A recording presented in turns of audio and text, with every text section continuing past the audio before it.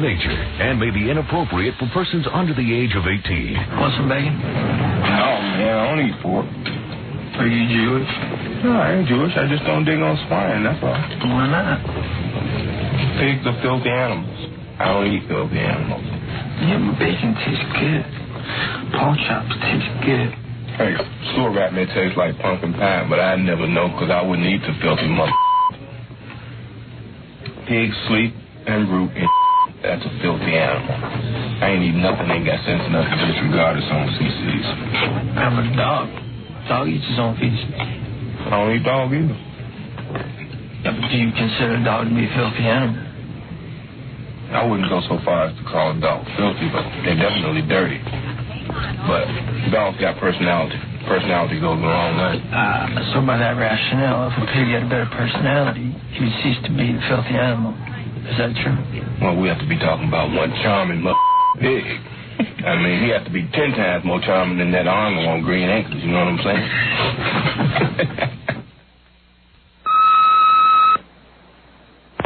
This is Dominic calling. Even though you say you have no friends, I am your friend and I want to see how you feel. You feel okay? All right. I just called to say hello and hope you're feeling better.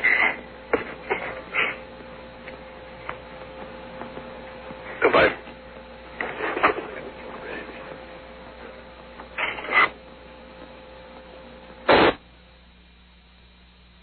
Who are you now? Who am I? Yeah. My name's Linda Evangelista. Oh, Linda, hi. You're beautiful.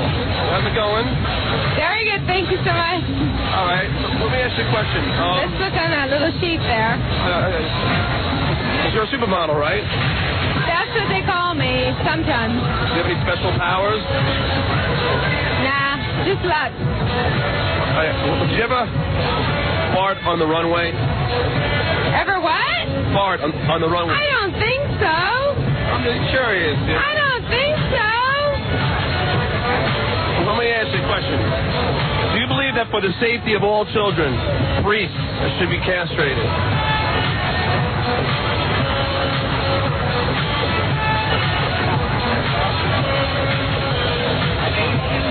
I wish I would have been warned about you. Yeah, I think all men should be castrated. Oh, yeah? It's all about women. Are you married? It's all about women. How do you mean? I stutter, I'm sorry. Women. Women, okay. Women. Let me ask you, how bad does it suck that Kato Kaelin's a celebrity? He's such a loser. I don't even want to talk about him. Yeah, I know. Major loser. I know. What do you think, OJ, innocent or guilty? Guilty. All right. So do I. I feel the same way. Isn't it great that the Japs got beat on the Rockefeller Center deal? Sure. And with the car deal. What was what? The car deal also. Yeah. They're going to put the raise taxes on the imports, and I think that's right. Coming from a family who works for General Motors, I think that's right. Do you know who the vice president is of the United States? I'm Canadian, so I don't even have to answer that question. Oh, you're Canadian. They ask these questions on Howard Stern all the time. Yeah, Howard Stern. Can you do a Judge Ito impression? No. I'm a supermodel. Yeah, well, listen, I appreciate it. Give me a... Yeah, you asked me loser questions. Can I get a hug? Can I get a hug? Come on, Linda. I'm a big fan. There you go. Take care, right?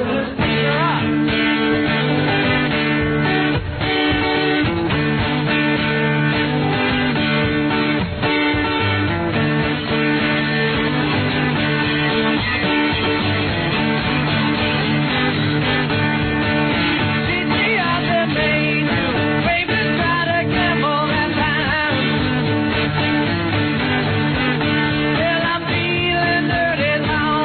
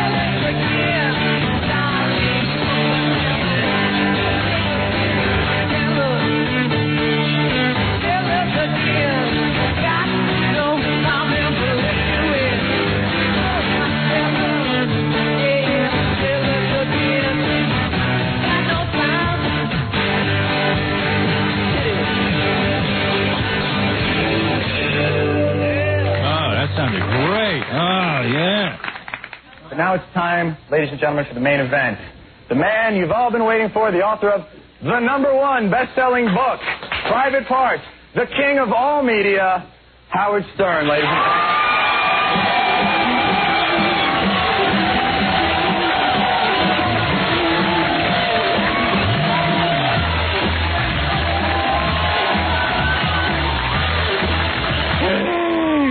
Hey, I'm back!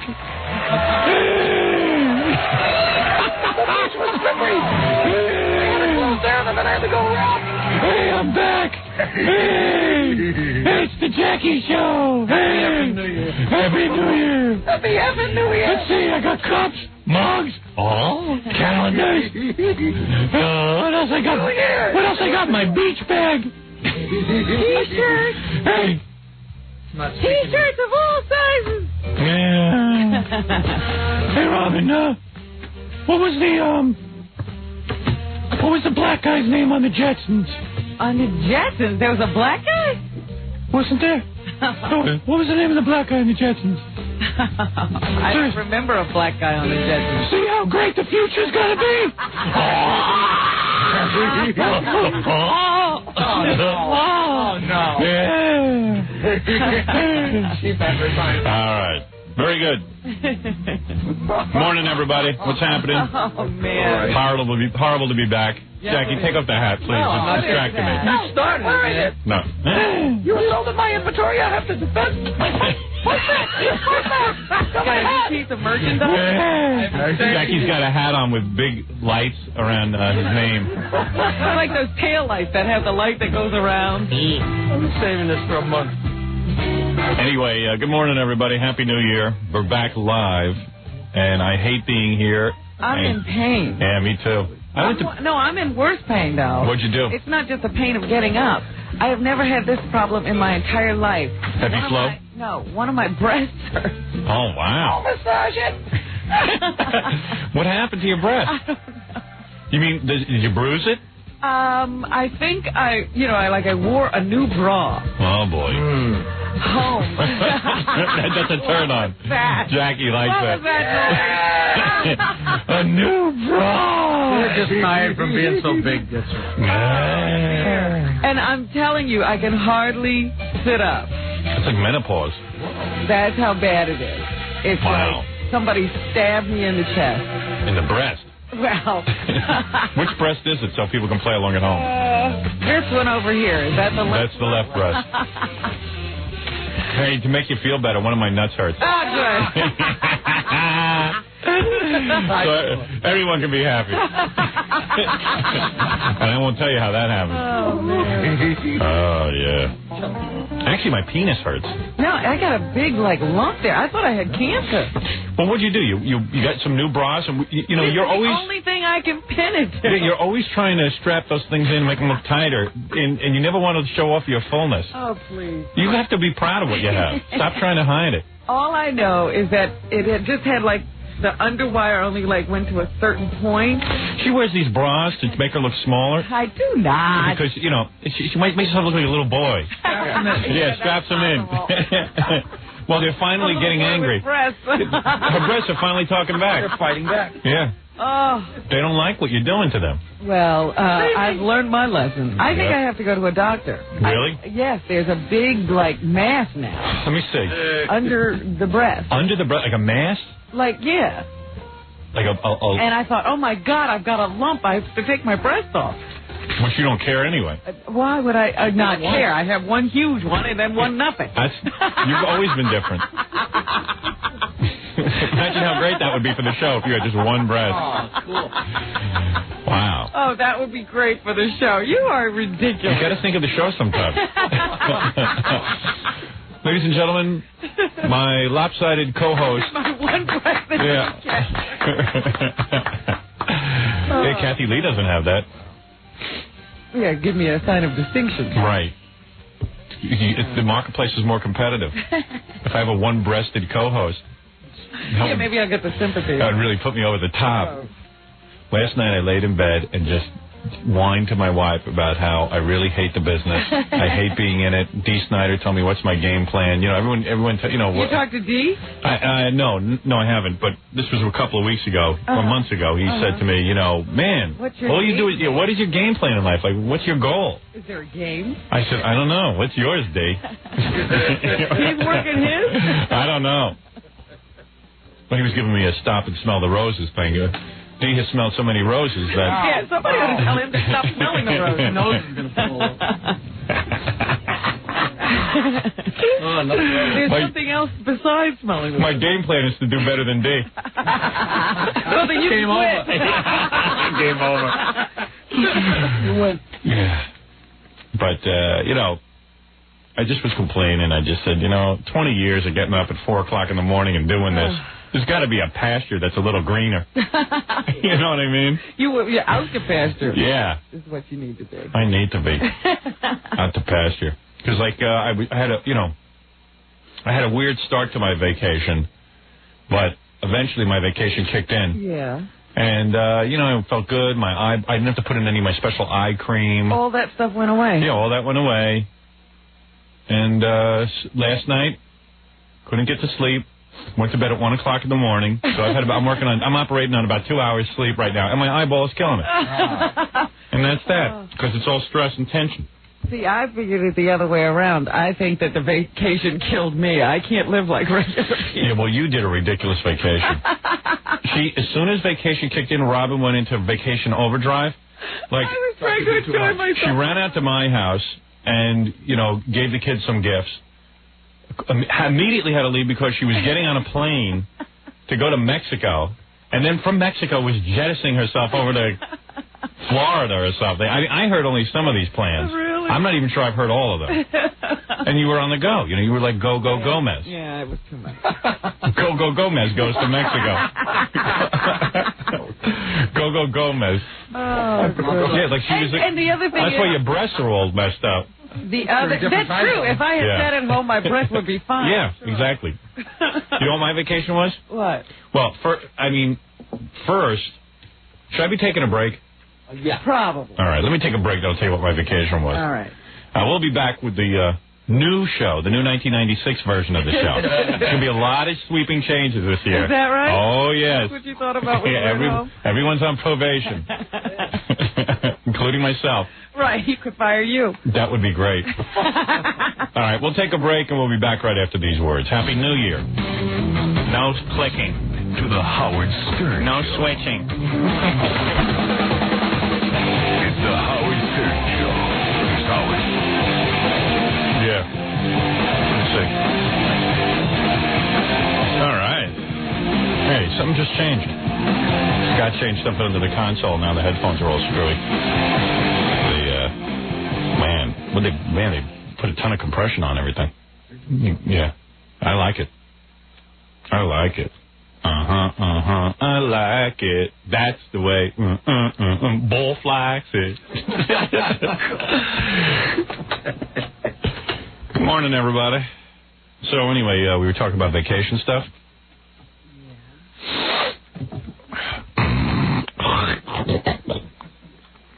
So, Robin was like vacation maniac.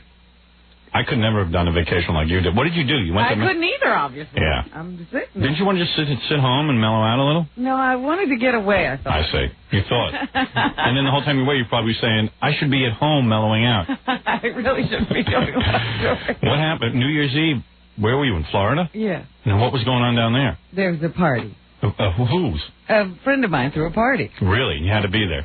For sure. And it sucked, right? No, it was fine. Yeah. You could say it sucked. It didn't suck. Yeah. It was just, I could have been home. Right. Toasting my Tootsies and having just a good time. Right. What time did you stay up till New Year's Eve? 4 in the morning? Yeah, something like that. Man, you're all wrecked now. Your breasts are on fire and you're a mess. You know you can't handle that. I can't. I can't. You know, I think I want to live like regular people at normal hours and all that stuff, but you kill yourself when you do that. Why did I know you couldn't handle that, but you didn't know? I don't know. Yeah. Just like I know what you can't do. Right. You know what I can't do. I know, I can't do anything. My wife had the worst vacation. She's like, all her friends go away, and they, and these kids are calling up from Puerto Rico, calling up my daughters. We went to Puerto Rico. Oh, dear. And me, I sat in my basement, and I basically decided to become perfect at computers. You were going to school, weren't you? I went to school. I read computer manuals. Oh, dear. And I studied computers. And I didn't leave my basement. And I stayed up till 12, 1 o'clock in the morning. Everyone just reading stuff on computers and renting movies and watching Laserdisc. And that's what I did. And I didn't involve anyone else. I just sat at home by myself. By yourself? Yeah. They could have been with anyone else. Yeah. That's amazing. And my wife is really questioning her life and what kind of man is she married to, and anybody else would be more fun. Bernhard Goetz would be more fun. Well, I knew I was in the wrong place one day when Hugh Downs walked into the gym I was working out in. Where was this? In Mexico? In Mexico. Said it must be time for me to leave. Hugh Downs and family has just arrived. Yeah. He's a very funny little man in a gym, too. Yeah. What's he working out for? He can't work any of the equipment. He gets on everything Did he? for about 5 seconds. And what happens? And he just gets frustrated and leaves? They have those little recumbent bikes where you sit down and your legs are stretched out in front of you. He got on that first thing, and I saw 20 people get on that thing and make it work. Right. Hugh Downs gets on it, it doesn't work. Right. And the whole time, they've got this little knob that's, between your legs, so he's fiddling with this knob between his legs. I've done that. Hugh Downs was fiddling with a knob between his legs? Yeah. Trying to make the wheels go around. He's in the gym. This is a guy not strong enough to turn on the lights. No, he couldn't make this bike work. Yeah. I saw children get on that bike and make it work. Yeah. And then he gets up and goes, I can't adjust that thing. And then he walks over to the Universal gym piece of equipment. You know what? I'll pass on my aerobics and I'll go right to my weights. That's right, I'm warm now. I'm turning the knob. I'm going to work out. Yeah, and then what does he do? He benches 3 pounds? Right. I mean, he must have been on the Universal for about 5 minutes. That did any good. Yeah, he did maybe one set of everything with no weight on. Yeah, right. That's going to help. And then he hobbled over to the treadmill. Oh, yeah? Did he do anything on that? I had to leave. I couldn't take it. He probably did a fast walk. Yeah. Brisk walk. Yeah. And then was out of there. They sent him over to those special weights that are filled with helium so that he can feel like he's benching a lot. Yes. Yeah. Oh, he should not be left alone in a gym. Hugh Downs, 900 years old, trying to get in shape. I made a New Year's resolution. I said, it's time for me to go. There isn't much point to going to the gym and doing one set of everything. Or not being able to. If you can't work a recumbent bike. Hey, maybe this isn't for you. Maybe get a different activity. I'm telling you, I saw people on that thing, and the wheel flies. It goes so fast. He couldn't make it go around once. Hugh Downs exercise video. So I said, you know what, I need to stay home. I don't need to be in a gym with you. Yeah, it's depressing. Talk about demotivating. I heard that he's going up against Andy Rooney in a decathlon event. Is that right? Yeah, so he's got a... He's getting ready. He's in training. I don't like these guys who go to the gym and train all day. I don't do that. So, what did I do? So, we went on vacation like a Friday. Yeah. And then Saturday, I remember just bumming out because I had to go to Cleveland and sign books. That's right. How did that go? Well... What? So, wait a second, I gotta adjust my penis. Oh, you were down. No, it's just everything's very sticky. Sticky? Yeah, I had a rough night last night trying to get to sleep. No, I'm just very sweaty down there today. I put on more weight and my thighs are rubbing together. You didn't work out at all? No. You and you down. No. Yeah, but at least I know not to. Watching your figures. Anyway, so Saturday, I bummed out the whole time that I had to go to, Cleveland. I had to be there on Monday. Because, was it a Monday you did that? Well, the signing was a Tuesday, but I figured I better leave Monday night because it's early Tuesday morning that I was doing the signing. Oh. So, the whole time I don't feel like I'm on vacation because I got to go to Cleveland. Yeah. Then I had to do David Letterman. I watched that in Mexico. Did you actually? That was funny. Was I dubbed in Spanish? No, it was in Dave. That would have been pretty wild. Yeah. In that get up. Como necesita que nieta feñeta. So I knew I had to get back and do David Letterman, and I was scheduled. I had the whole thing worked out. Go to Cleveland on Monday night. You know, why ruin all of Monday just staying in Cleveland? Because I have nothing to do in Cleveland. Right, so you went late Monday. Go Monday night. Do the signing Tuesday. And leave immediately after? Yeah, I had planes booked 3 o'clock, 4 o'clock, and 5 o'clock to leave Cleveland. I see. So I get there Monday night. As soon as I land, blizzard talk on the news. Oh, no. It's going to be a blizzard. Well, it starts snowing like cats and dogs. It's sub-zero freezing temperatures. But you're in Cleveland. I'm in Cleveland. It's not like you snowed out of Cleveland. It would have been great if I couldn't get into Cleveland. You dig? Yes. Yeah. So I'm like, this is a nightmare, because what's going to happen is I'm going to be stuck in Cleveland for a week. Right. And nothing wrong with Cleveland. I happen to like Cleveland, but I don't want to sit in a hotel for a week when I finally get a vacation. Yeah, like, this is my one moment to shine. Cause, especially in a blizzard. You don't want to be stuck in Cleveland. Yeah, this is it. Because God knows what's going to happen. All right, so I said, let's have a good attitude. Let's not bum out. Tuesday morning, I wake up. Now they're knee-deep in snow, blizzard, and there's like 2,000 people waiting for me online in a blizzard. You got to understand, this is a blizzard. It's a blizzard. All of Cleveland is shut down. People. The airports are shut down. Everything is shut down. And it's a blizzard. A full, blown-out blizzard. I lived in Ohio. I know how. There's nothing to stop the snow. Nothing. It's flat. Yeah, it just comes in. There's no mountains. There's nothing to stop it. So I go over to the book signing early. I said, my God, there are people out there all night in a blizzard, freezing, to get my autograph. I better get my ass over there and sign. You better stop complaining. Yeah, get your ass to Cleveland. And I got to be honest with you, it was the last book signing, and maybe it's psychological, but I was like, oh, man. I just want to go home. I've signed enough books. I've signed all the books I'm going to sign, which is a major announcement I'd like to make. I am never signing another book. Ooh. Now, don't ask me to sign any more books, because I won't do it.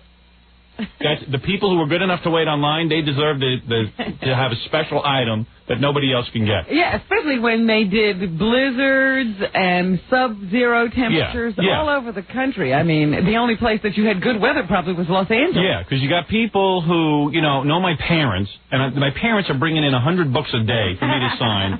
And I say to my parents, can't you tell people I'm not signing? No, we can't do that. And my parents don't want to be burdened with it either. Right. Because they're running around with books. Yeah, but why can't they say no to these? I don't know. They can't. So...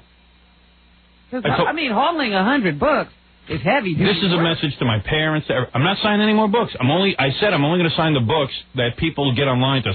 They deserve the books, not some guy who knows my parents. So that's it. I'm done with it. I'm not signing. My parents said, if I bring books over where you have to sign, I go, no, I don't. I'm not doing it. I'm telling you, I'm not signing them. You say no to them. I did already. I rejected about 20 books already from them. In person. In person. They brought them in a bag, and I said, sign them yourself. I'm not doing it. I'm not doing it. So all of Cleveland is shut down. The only thing working is my Sharpie pen. And I'm there. And I'm there in Cleveland signing books, and then I sign like a mother, because I said, listen, the snow isn't that bad yet. If the airport is even open... The airport was open still? I couldn't... They were telling me that some flights were leaving and some flights were landing. I said, let's get done by 3 o'clock. I'll get there. I got up at 7 in the morning. I was there by like 8 o'clock or something. I got to the line. I said, cut off the line. Let's go. And I signed. I signed all the... Your breast hurt? My breast hurts. Okay? It's a stabbing pain. I get it. Why don't you take your bra off? That doesn't help. It's worse. Are you sure? Yes, Try I know, because I spent all day yesterday without a bra, and I carry it if I don't have a bra. The lump is what hurts? Yes, I guess. Are you sure the lump is from your underwire, or is it maybe a cancer lump? It could be cancer. I don't know. But you have a lump. I have a lump. Yeah, but you think it's from your new bra. I hope. It feels like it feels like an outside irritation, not a... No, it's inside. Oh, really? But what can I say? Well, you want me to look at it? No. I'm serious. I'm not going to feel anything sexual. I'm not. It's not. I'm serious. I think I should look. You're not going to feel it. You promise. I promise. I'm just going to look as if. Listen, you're certainly not embarrassed to show them to me. They're gorgeous. But the point is, what are you going to do once you look? I can tell if it's a lump or just an irritation. No, you can't. I can't. Why should you be able to? Because you can't see under there. It's too close to the What are you looking in the mirror? Yeah, I can look right at it. Great. You need somebody to look. I mean, who gets a bird's eye view? Bird's eye view. No, the thing that concerns me is it's also inside. Yeah, that's what I mean. You might have some problem, but don't worry. They can just lump that off. Lump that off. Lop it off. Yeah, just have a big concave breast. Yeah, they can just chop that off.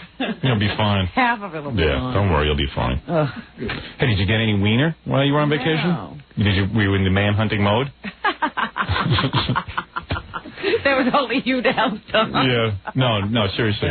You didn't have one of those Mexicans? I had the cutest tennis instructor. Really? Oh, boy. Guadalupe. Guillermo.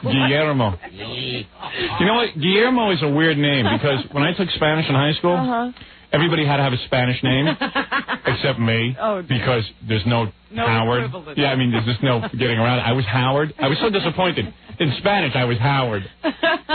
Not even like Howardo. I was Howard. Oh. And I remember complaining to my Spanish teacher, Mrs. Ginsburg, that why couldn't I have a Spanish name? Did Mrs. Ginsburg have a Spanish name? Yes. Mrs. Ginsburg. It was Mrs. Jew. That's what they call Jews in Mexico. So they, Senorita Jewess. Jewish Spanish teacher.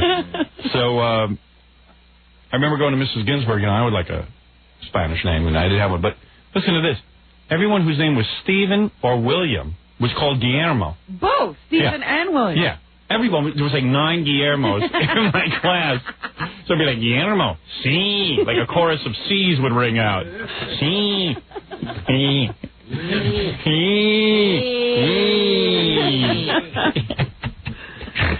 Guillermo. About 20 guys had the name Guillermo. So Guillermo covers almost everything except Howard. William and Steve. Guillermo is Bill or Stephen. But I thought it was Esteban. Yeah, Esteban would be Stephen. I don't know. Or Stefan. Stefan? No, I don't know. Stefan's German. Stefano? They call Guillermo. Everyone was Guillermo. It's like a catch-all name. Oh, yeah, you had Guillermo? Yeah, Guillermo, the tennis pro. Did you try to get him, or? I flirted with him a little bit. And was he going for it? Not enough time. Did he know who you were? Yes, yes. You knew you were famous? Yeah. You still couldn't get him? I didn't. You don't want to try too hard once somebody knows you're famous. Right. He should be trying hard. That's right. You want to Guillermo walking around saying Robin tried to get me and I turned her down. Right. Yeah. Maybe he hurt your breast. All that tennis and all that jiggling around. That aggravates them. It probably irritates them. That's what happens. My wife, funny enough, my wife's breasts, which are like a tenth of the size of yours, were hurting her last night. Really? Yeah, because she was getting her period. Oh dear. I wish that was the pain I was having. So then I said, like, I would massage her, her chest. That helped? No, but then, like, I put my hand on my wife's chest. It was like being with a guy. She didn't have any breast. So I was like, where are they? Oh, she was laying flat on her back. There's nothing there. Oh. I mean, you're big, so, Allison doesn't pack her much. I was like, Allison, I didn't say I'd rub your back. I said I'd rub your chest. She goes, you are rubbing my chest. Because I do this move where I go, because I wanted to get breast implants, so, like, I do this move where I go, okay, let me rub your chest, and I go, and I start moving around my hand. Yeah, tell me. I can't find them. I wanted to get big water balloons on her chest. Yeah, so they can hurt her like my. Yeah. So, where was I? Oh, so I get in Cleveland. Yeah. And, have this book signing. And the whole time during the book signing, I'm like nauseous, and I know the people online were frozen and wet. I mean, everyone was grumpy. It was the worst day out of the entire, it had been relatively calm, the weather, up until that point. Yeah. You know what I mean? In fact, we've been having a pretty mild winter. Compared to what hit Cleveland, and you should see what was going on there. I mean, the whole place was shut down. It was pretty cold out. You had to see what was going on in Cleveland. It was nothing. It was summertime compared to what was going on in Cleveland. And I said, this is unbelievable. I just want to get home. I had a basement waiting for me. So nice warm basement. So I, Tuesday, get done with the book signing, right on time, and the publicist, Aileen, from the book company, says to me, airports are closed down, we have to stay in Cleveland. And I'm like, oh, Are you man. kidding? Oh, man. I started to bum out. And I said, wait a second, why don't I make the best of it? I'm here in Cleveland. Is the train ready? I got a nice, I had him switch my hotel room because HarperCollins got me the cheapest hotel room. Oh, no. Yeah, I said, you get me a goddamn suite. I want to run around naked. They have you in. They had me in a little tiny room. I said, listen, I came out to Cleveland to sign books. I didn't have to do this. You guys put me up in a nice room. I'm the king of all media. Really? What were they thinking? Yeah, what are you doing? I said, this is embarrassing. There's a guy on his honeymoon in a better room than me. And I'm in this room, and some guy is doing his wife or his girlfriend in the next room, and she is... Hear it? Ralph and I had glasses up to the wall so we could hear every word of it. You know that works? Really? Oh, my God, does that work? They're moaning and stuff, so Ralph runs into the bathroom and gets a cup, a glass. And he has his ear. I go, give me that glass. And we get 2 glasses, and we're both standing there. Now, I mean, I'm a big famous guy. What you're doing. Yeah. You're Howard Stern. Yeah, I'm like, some guy in the next I should be with a chick. And she was making a lot of noise? Oh, my God, screaming, and the bed is slamming into the wall. Oh, my, but, I'm in a fine hotel in Cleveland, a real nice hotel.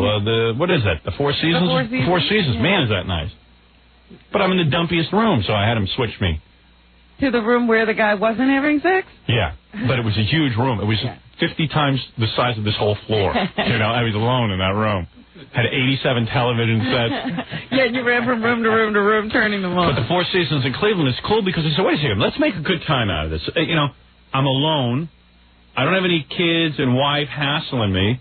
They got a TV in there where they've got pay-per-view, like movie listings, and you can start them at any time you want. Right. Which is great. In other words, you don't have to be there at the time that it goes on. Right, it's not a listing and says you have to tune in at this time to see the movie. You order the movie and it plays. Yeah, and they had cool movies like Seven, which I hadn't seen. Oh, you hadn't seen Seven? No, I haven't seen any movie. I haven't gone to the movies in 2 years. Wasn't Seven great? It was great. I told you you'd love it. So I got in the room and I put on Seven, and then we made arrangements to find a strip club for that night. Strip club? Me, Ralph, and, my entourage. What entourage? Well, we came back and 2 of the guys from E were out there, Doug. Oh, really? And Scott DePace. And I hooked up with them, and I said, you guys want to go to a strip club? And they were like, yeah. So I said, let's go to a strip club. So we went to that place in the Flats called... oh, that place? Tiffany's? Yeah, that we did the show from? Yeah. Went there. Because I was like bumming out. I was like, I don't know if I want to go to a strip club. Yeah, I'm stuck. And then I was freaking out because I had to be on Letterman Wednesday night. And Letterman, I was watching Letterman. He wasn't even promoting that I was coming on because they just figured I wasn't going to come on. Oh, really? Yeah, and I didn't even care if I made it back for Letterman. I was like, I had the whole thing worked out.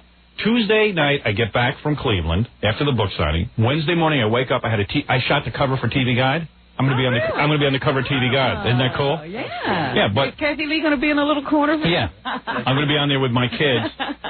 No, I'm going to be nude with Cody and Cassidy. I was due to shoot. I had the whole thing worked out. I go into the city, shoot the cover of TV Guide, catch a nap, and then go on Letterman. Yeah. You know what I mean?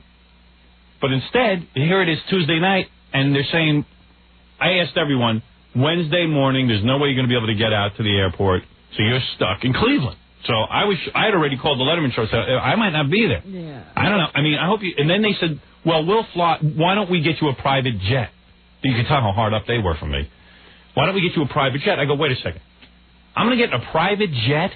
But how can that jet take off if the others can't? And if it can, why do I want to be on it? If every other commercial... Because they said they could get a jet to fly. And I'm like, well, I don't want to fly. Right. It's frozen. I mean, being on the Letterman show is not that important to me. I don't want to die to be on the Letterman show. That would be some epitaph. Yeah. And I think they thought I was jerking them around, even though all of the airports were closed in New York. And, I just said, look, I'm not Dean Martin Jr. I don't need to be on a private jet. I'm not Buddy Holly. I don't have to get to the next gig. So that whole thing was going on. And part of me didn't even want to go on Letterman. It was like, I had this whole thing planned with me getting into women's clothing and all this kind of crap. And I just said, I don't even care if I get back, but they're going to think that I'm somehow not making an effort. Uh-huh. You know, I don't know. It would always end up being weird. So then we decided to go to the strip club. I met a woman that I need to marry. 19 years old. That's not a woman. No, Brandis. Brandis? She ruined my whole vacation. Brandis. She danced for me. This girl, in fact, I'm bringing her up to Scores. What do you mean you're bringing her up to Scores? I called Lonnie. I want to get her dancing at Scores. I'm a talent scout for Scores. Wait a minute. Do you know that Brandis wants to change location? I don't care what she wants. She has a brilliant career ahead of her. You're now managing her. I meet this stripper. She's like a goddess. No, not big cans. Small cans. Not yet, anyway. Not yet. She still has time to grow. I don't even think she's in puberty. But she's great. She is estranged from her parents, has nobody in the world, and was ready to come to New York with me. Like her. Was ready to come to New York with me at a drop of a hat. So I've already got 2 calls into Lonnie about getting this girl hired at Scores, or at least have her do a tour of duty there. To be there for the big party that I'm throwing in January. Did you see how I'm convinced that you would be married the moment you got free? I'd marry her. You're married already. And I fell in love. And I'm like, oh, I fell in love. And now I got to go spend 2 weeks with my wife? The whole time I'm thinking, Brandis. The other woman. And Brandis is her real name, by the way. Oh, yeah. Okay, that's true. Gary, book Brandis into Scores. She's dancing around in a little thong with a body, and a face. Now, how did you find her? I mean, did she just immediately... I walked in, she was I walked in, she was on stage dancing. I said, holy mackerel, look at the talent they have in Cleveland. I mean, look at this. Now, mind you, it's a blizzard night. Yeah. Nobody's in this strip club. It's a gorgeous strip club, except for me, Ralph, and the 2 guys from E, and Joe. Who's Joe? Joe's the guy with the book company. Oh. And then the whole bunch of guys from our Cleveland station. What's the name of that station? They're there. NCX. They're there. And a couple of promotion guys and stuff. And we go in there, and I said, wait a second. Where's the funny money? You had to use your money? Yeah. No, they gave us some cards for some free dances and stuff, and then we had to dip into our own pockets as well. It's not as much fun, is it, then? But they got, like, really hot-looking women, you know, at this place in Cleveland, but they don't treat us as good as Scores. I mean, you know, Scores You didn't come up with the money. Right. No, well. You're not a big spender. They're not. No. They're talking badly about you today, probably. Right. That cheap Howard Stern. Yeah, like you give them 1 card. You go, oh, that's 27 days with 1 card. Didn't seem right. And, you know, so I was with Ralph. And then, of course, after a couple of hours of dancing, I split, and Ralph stays at the club. And then, like, by around midnight, the whole damn club was packed. Really? All these horny guys, old guys, business guys. They still get out even in the snow. It was a blizzard. And the strip club was packed at around midnight. I don't care. On a weeknight. It was unbelievable. These guys had dog sleds. You walk outside, the dogs parked. And then I was trying to be like a wild guy, because everyone said to me, listen, there's no way you're going to be able to get back for Letterman, and there's no way we're leaving in the morning, so you might as well stay out late all night, because there's no way you're going to get back. So it's like midnight already, and I go, well, maybe I should go to bed. They go, there's no point in going to bed. So I said, all right, let's go play pool. So I figured I'd shoot some pool, because I'm a real spaz. Like, I wanted to drink and play pool like a man. Be a man. But every pool hall in Cleveland was closed because of the snow. The strip clubs are open. The strip club was open. that had to be open. But there are essential services, as we have learned from the government, and stripping is one of them. Hey, Ralph, how hot is that girl Brandis that I'm hooked up with now? You're not hooked up with anybody. Wait a minute. Let me have a fantasy, all right? I want to marry her. Oh, dear. How hot is my new girlfriend? She was the hottest girl in there. Like, when we first walked in there, we were flipping out over her. Yeah. What'd you do to your hair? You put red in? When did you do that? Last night. It looks great. Messing around. Yeah. But wasn't she hot? Yeah. Those chicks were pretty hot. I mean, they called them in just because... What was the name of that other girl that I fell in love with? I don't know. I gave her $100. out of my own pocket. I just remember Brandis. Brandis. I don't know. That's a great name. Brandis Your gave me. children need to eat. You're giving girls $100. And Brandis gave me her belly chain. Yeah, Which I didn't show my wife because she might get jealous. Where is it? I don't want to talk about where it is. He's wearing. I'm wearing a belly chain. Don't give that away. Yeah. I'm getting her to work up here for a little bit. Ship her off. Yeah. Well, didn't she say she hated Cleveland and she just wanted to leave? No, she didn't say that. She just said that she's ready to roll. She's ready to be where I need her. What was wrong with her parents? Yeah, she was just like, hey, I don't get along with my parents. It was a perfect stripper story. I don't get along with my parents. You know, her father doesn't like her, her mother doesn't like her. You know, I was like, perfect. They had a kid and they just said, I don't like her. I don't like her. You don't know what you're going to get. I wish she was 18 or 19. Oh. I have her belly chain, man. It's right now I'm wearing it. It's buried in one of my rolls of fat, so you can't see it. My wife didn't notice it. Here's my belly chain. Oh, I'm so fat. The girls don't care. You should have seen when I was on Letterman. I was so heavily corseted I couldn't breathe. So anyway, I saw that corset. Yeah. I could see it when you got up on the deck. Of course. I was like, look, he's wearing a corset. Corset. I was restrained in that was a straitjacket. What? It didn't look like you could bend over. Oh, please, bend over. Was a problem, I bet. Oh, my. But you do. I told you make a gorgeous blonde. I'm dyeing my hair blonde. I knew he should have been blonde. You think I should dye my hair blonde? You look great as a blonde. I'm going honey brown, at least. So, and of course, Ralph dyed my hair blue, but now it's all turning gray. So it looks like I'm an old man. Look, I have like gray hair. We'll have to, yeah, you have to do a touch-up. Yeah. What is that, the blue coming out and you just see the stripped, no color hair? Well, it turns a funny color. It turns like a light blue, which looks gray in the light. Yeah. So anyway. Because there's really no color on your hair under it. So we go to the strip club, and they brought the girls in. They had nobody working that night because it was a blizzard.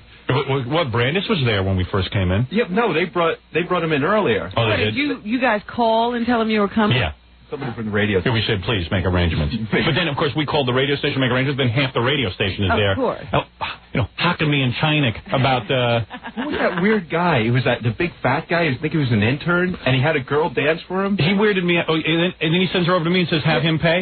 Yeah. So I get there, and there's a whole bunch of guys from the radio station, and there's this guy, and he's like this big fat guy with a beard, and he looked like Santa Claus, and he says, some girl comes over, and she goes, he told me to come over to you, and you should pay for the dance. I go, get out of here. I ain't paying for no dance. You dance for me, I'll pay for it. So what am I, Daddy Warbucks? Get out of here, Junior. So now the girls are getting stiff. Yeah, I started bumming out, and then, but then I started hanging around with that guy.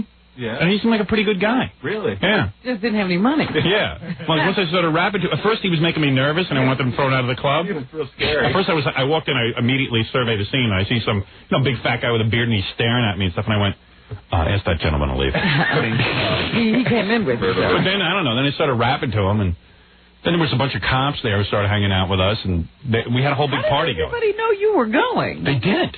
They just, I don't know what happened, or they did. I think the radio station tipped them off. Everybody was weird at first, but then everybody kind of settled in. Once Brandis got there. And who was that other girl that was dancing for me in that little tiny beach shirt? I can't believe I forgot her name. I'm in love with her, too. Yeah. There's two girls I would have run off with. Maybe three. If it hadn't been snowing. Yeah. If I hadn't been married. Night of love. I had to get married young. Dummy. I'm a moron. Listen to that wacko who's spending his night dyeing his hair red. Yeah. All right, get out of here. Seriously, call Lonnie and tell him to get ready. Well, I gave Brandis the number of the radio station. Yeah, I know. He should be calling. Yeah, I'll be speaking with her. Personally. Make sure I handle that personally. I'm never too busy. Give her that special number. I'm telling you, I found somebody in Cleveland. I can't imagine who this is. I want to be hired as a talent scout for Scores, where I have to go around the country. That's a hard job, finding the right girl. I didn't say it was hard. I just said that's what I want to do. Yeah, I think they need to pay somebody for that. Somebody must do that. I just go and audition them at different strip clubs. Like a basketball scout. Sure. You have to start, though, in junior high school like they do. Yeah. Get them young. You'll be arrested. I should raid the junior high schools looking for talent. There's a talent scout here. Really? From the NBA? No. From Scores. I need to see your 12-year-old. Get them early.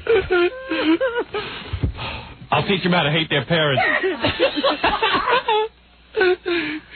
So anyway, at this point, it's like 2 in the morning, and I don't care that I'm up because I know I'm not getting back to New York. You're just sleeping it's a blizzard. anyway. So I go to bed. 5, I had all my phone calls put on, hold and stuff. Yeah. 5 in the morning, they're pounding on my door. The phone is ringing. Somehow they got the phone reconnected. I'd even pulled the phones out of the wall, and they somehow reconnected them. Yeah, and 5 in the morning, Aileen from the book company calls. There's a flight out at 6 a.m. We can get back. It flies into Newark. I said, okay, we better go because I'm telling you, we're going to get to the airport. They're going to cancel the flight anyway, but we might as well give it our best shot. Because I felt like, hey, I'm booked on Letterman, and a lot of people are expecting me. I better just go. Plus, it's my only one opportunity to get home from New York. Home to New York, rather, because I think now it's already Wednesday. I've had no vacation yet. I'm working. Yeah. I'm in the work mode. You left work on Friday. Yeah, I'm still, and I'm bumming out because I don't have a vacation. I'm with Ralph. In Cleveland, and it's like I've met some hot chicks and I can't even have sex with them because I'm so guilty conscious. Everything is bad so far. Yeah, everything is bad because it does me no good to go to a strip club. The people I want to have sex with, I can't. You only want to have sex with your wife. Yeah. I got to go home and have sex with my wife. Gee, there's a new experience. Oh, God. There's nothing new to do with her. There's just nothing left. You're killing me. All right, so anyway. So then, I'm standing there with a glass up against the wall so I can hear people having sex. Okay? Think about that. Oh, and I'm all excited. Wow. Sex. And this girl was moaning like a cow. I said to Ralph, she's got to be the biggest, fattest cow who hasn't had sex in 10 years. Oh, I wish you could have gotten a glimpse of it. We kept walking out into the hall hoping that we'd see her. Oh, moaning. And she's like, oh, yeah. Oh. The next day you're walking around in the hotel trying to figure out look who that is. And the bed like banging into the wall. You had to hear it. It was wild. So loud. Oh, man. And I got a glass, and I'm pressed up against the wall. So then, so we get to the airport, 5 o'clock in the morning. And by the way, before I went to bed, Ralph said, we're never going to, you could stay up because there's no way there's going to be a flight. And I'm listening to Ralph. Huh. And then at 5 in the morning, Ralph calls my room and goes, why are we taking an early flight? Let's leave around noon or 1. Because I go, Ralph, don't you get it? We're never going to get out of Cleveland. Yeah, let's wait for another storm to come. I said, don't you know that the runway's going to be closed? This is the Wednesday, by the way, that later in the afternoon planes were crashing and stuff. Yeah, this is the day they went off the runway and stuff. Get to the Cleveland airport, get there, boom, get in a plane. We take off, and I'm crapping in my pants because the runway is all ice. And I know I shouldn't be on this plane. And quite frankly, I wouldn't have been on this plane if I didn't have to go do Letterman. You would have just stayed. Yeah, and I know those rat-cap bastards don't even appreciate the fact that I'm risking my life. Because when I got there, Letterman's like, I go, I almost didn't make it here. He goes, oh, really? Pretending like he didn't know. Right, very nonchalant. Yeah. Oh, really? I didn't know that. Thank you for trying. Thank you for, And I was like, oh, shut up. Thanks, Howard. Yeah, thank you. So, and Ralph the whole time, we could have left at like noon and gotten some sleep. And meanwhile, that was the only flight that left Cleveland that day. That was it. So did you do the TV guide shoot that day, too? No, I had to cancel that. I didn't get in till 11 o'clock. The shoot was scheduled for 11. I looked a mess. I didn't have any clothes. Say, for a girl who did all that, you look pretty good on that. So listen to this. So then I booked myself a room in Manhattan. Mm-hmm. Did you go straight to Manhattan? You didn't even go No, it was a blizzard. It was a miracle that I got back to Manhattan. I'm telling you. I don't know what the weather was like. I was in Mexico. Was it snowing? With Guillermo. It was the only flight out of Cleveland. And was it snowing in New York? Yeah. Oh yeah. Oh, forget about it. The rest of the day, the New York airport was closed. Newark was the only one that was open for that morning. And then they all closed down. It was a miracle that I got in. It was like a window of opportunity. But meanwhile, now I'm wrecked. I'm wasted. And I got to do Letterman, and that's a lot of pressure. And like the whole time for the last 2 weeks, I knew I was going to dress up as a woman, and I knew I was going to have those two guys kiss and everything. That was the game plan. But then I was like, I don't know. I don't know if I want to, I don't know if I want to get, into the women's clothing. I'm exhausted, and I was going to change my whole thing around. Then I just said, screw it. I want to do this. I get to the hotel. I realize I haven't shaved my legs. Oh. And now I got to shave my legs, and I've got hairy legs. Yeah, that's an all-day job. Yeah. So I figured, okay, 2 seconds. I'll get in the shower. Forget, that doesn't work because the razor can't go through the tufts of hair, and I don't want to cut my legs up. So Ralph has this buzzer. I buzz my legs. That takes like an hour. Then I get in the shower, soap up my legs, and with shaving cream. Start to shave. I can't wear my glasses in the shower. I can't see anything. It's a narrow little shower. There's hardly any water. I can't shave. I said, this is ridiculous. I get in the bathtub, turn on the water, and I start to shave by the bathtub, and it's taking hours, and I'm exhausted. I just want to take a nap. And I go, what am I doing? Why haven't you ever tried Nair or something like that? I don't want to put a chemical that, somehow a chemical that goes into your pores and makes your hair fall out of your legs. I really don't want it. I don't need that. Don't want it. You know me, I'll get some sort of skin irritation.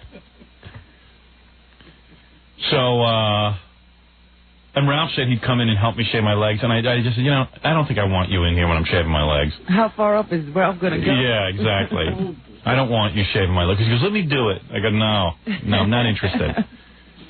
And I'm shaving and shaving and shaving. And then I get back in the shower and I'm shaving again. I'm telling you, this was a 2.5-hour shaving ritual. But I wanted my legs to look pretty for national television. Yeah. And I know when I wear stockings, my legs never look as good. Because you have all that hair. Yeah, and it just doesn't look the same. The illusion isn't there. Yeah. Then there was a 12-hour debate whether I should shave under my arms. And I thought it looked funnier having the hair. Yeah. I said, I'm really not trying to look like a girl here. So then Letterman was trying to track me down. Letterman himself was trying to track me down in the hotel to find out what the hell's going on. Did they do a pre-interview with you at all? No pre-interview. Well, they used to try. I Yeah. don't know what was the deal now. Letterman didn't necessarily... And Letterman gave me this whole theory on why I shouldn't dress like a woman. Because he said, when people come in costume... Listen to this. There's a whole bunch of stories I have to tell you. He's always had theories. Yeah, he has theories. It's like, shut up with the theories and just do your show. When people come in costume, the costume is funny for a minute, but then it gets in the way. Oh. I said, you know what, Dave? I'm not people. You just let me out there with my costume. I'll take over. And he said, well, how am I going to interview you? I said, just interview me. What is wrong with those guys? Interview me. I'll talk. I said, I'll just be sitting there in women's clothes. Like, he doesn't know who he's supposed to address now, the woman in you or you. So I basically shut him up. I said, Dave, you want to beat Jay? Bottom line? Yeah. Less theory, more funny. Yeah. Okay? How's that? You can't put, you start sounding like, Jerry Lewis analyzing comedy. Right. Just mellow out and trust me, I know how to be funny. I made a living being funny. Dick. Dick wad. But meanwhile, didn't Letterman came off great, and Leno ended up looking real bad. Real bad. And Letterman beat him for the night in the ratings, and Letterman had a great week of ratings, and he went up in the ratings for the whole week. Wow. Because I looked at that and I said, now Jay is going to see how to handle a situation. Yep, that's right. It was a lesson in what you should have done. Well, all righty then. Exactly. And that's what's so funny. That Jay ended up looking real old and real bad, and that's what he should have done. He should have done what Letterman had done. He acted like the whole world was going to end. Letterman was so excited how funny I was. It was like, he even invited me back to his room afterward. Ooh. The whole thing going on there. Oh, my goodness. Like for 5 seconds, it was real awkward. But he's never done that before. We had a whole power trip thing going. What was that? I got to take a break, but I'll tell you the whole thing that went on. All right, because I had a lot of questions about Letterman. Because I thought it was like the best time you two have had together in a long time. Yeah, well, there's a reason for that. Mm-hmm. And by the way, Dave is a really good kisser. That was a funny appearance, wasn't it? Yeah, it was. Yeah. It was very, very good. Yeah. And I thought, wow, Jay must be kicking himself. Oh, yeah. That's exactly what I thought. He must be rolling on the floor and, just gnashing his teeth and beating his head against the wall because now he sees what he should have done. Yeah, Letterman came off great. And I'm telling you, it helped Dave a lot because his ratings went up, not only just that night, but for the rest of the week. Yeah. There was a whole article in the newspaper yesterday about it. Really? Yeah. about how that week he went back up and tied Leno in the ratings, and his ratings came way up, thanks to My Night and all that kind of stuff. Did you happen to run into that Michael T. guy? No. The one that got bumped? Yeah. No, the black guy?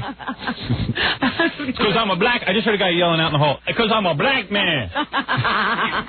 What's that dyke and that big imbecile Jew doing there? No, he didn't say that. I don't know what happened, but he had to be pissed. Yeah, I'm sure. Half Jew, by the way. All right, let me take a break, and I'll tell you everything else that went on. And we'll take some phone calls. We've been gone for 2 weeks. I know. What have people been up to? Yeah, we'll be back right after this. You're listening to The Howard Stern Show. Is it time to go yet? You're listening all right, to The only an hour. Howard Stern Show. Once again, Howard Stern. All right. I have so much to talk about. Why don't I just take some phone calls and talk with the phone calls, too? You know what I mean? That always works. That's one way to get them in. Yeah. You know what I do? I take a phone call and then I just talk anyway. Yeah, they get to say hello. Yeah. Hello? Hi, you're on the air. I'm on the air? Yeah. Yeah, hi. I was calling about Elephant Boy Fred. I seen him in a wrestling match recently. Do you know? Yeah, it was a bad idea taking phone calls. Well, you got to try. Because they bring up stuff I don't even care about. I mean, I care about Elephant Boy, but there's so much other stuff going on. How come he couldn't be the caller who just says, hi, how you doing? You never get the caller you want. By the way, that was the last call of 1996.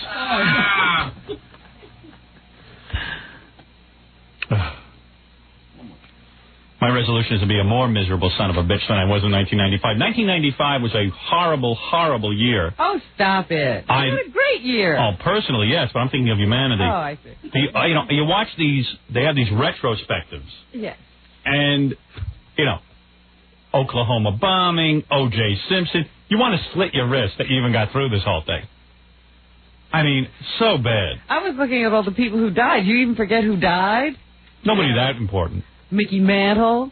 Yeah, I didn't care about him. Elizabeth Montgomery. All I cared about. Yeah. She was a big influence on me. I used to dress up as her. Rose Kennedy. Rose Kennedy, I didn't care that she died. I thought she should have died 5 years ago. Oh, stop that. She had way too much of a life. Alexander Goodenough. I don't care about him, see? Burl Ives, you got to care about him. I don't. I really don't. I'm being honest. I mean, I'm sorry. I'm sad for the family and everything, but it didn't affect me at all.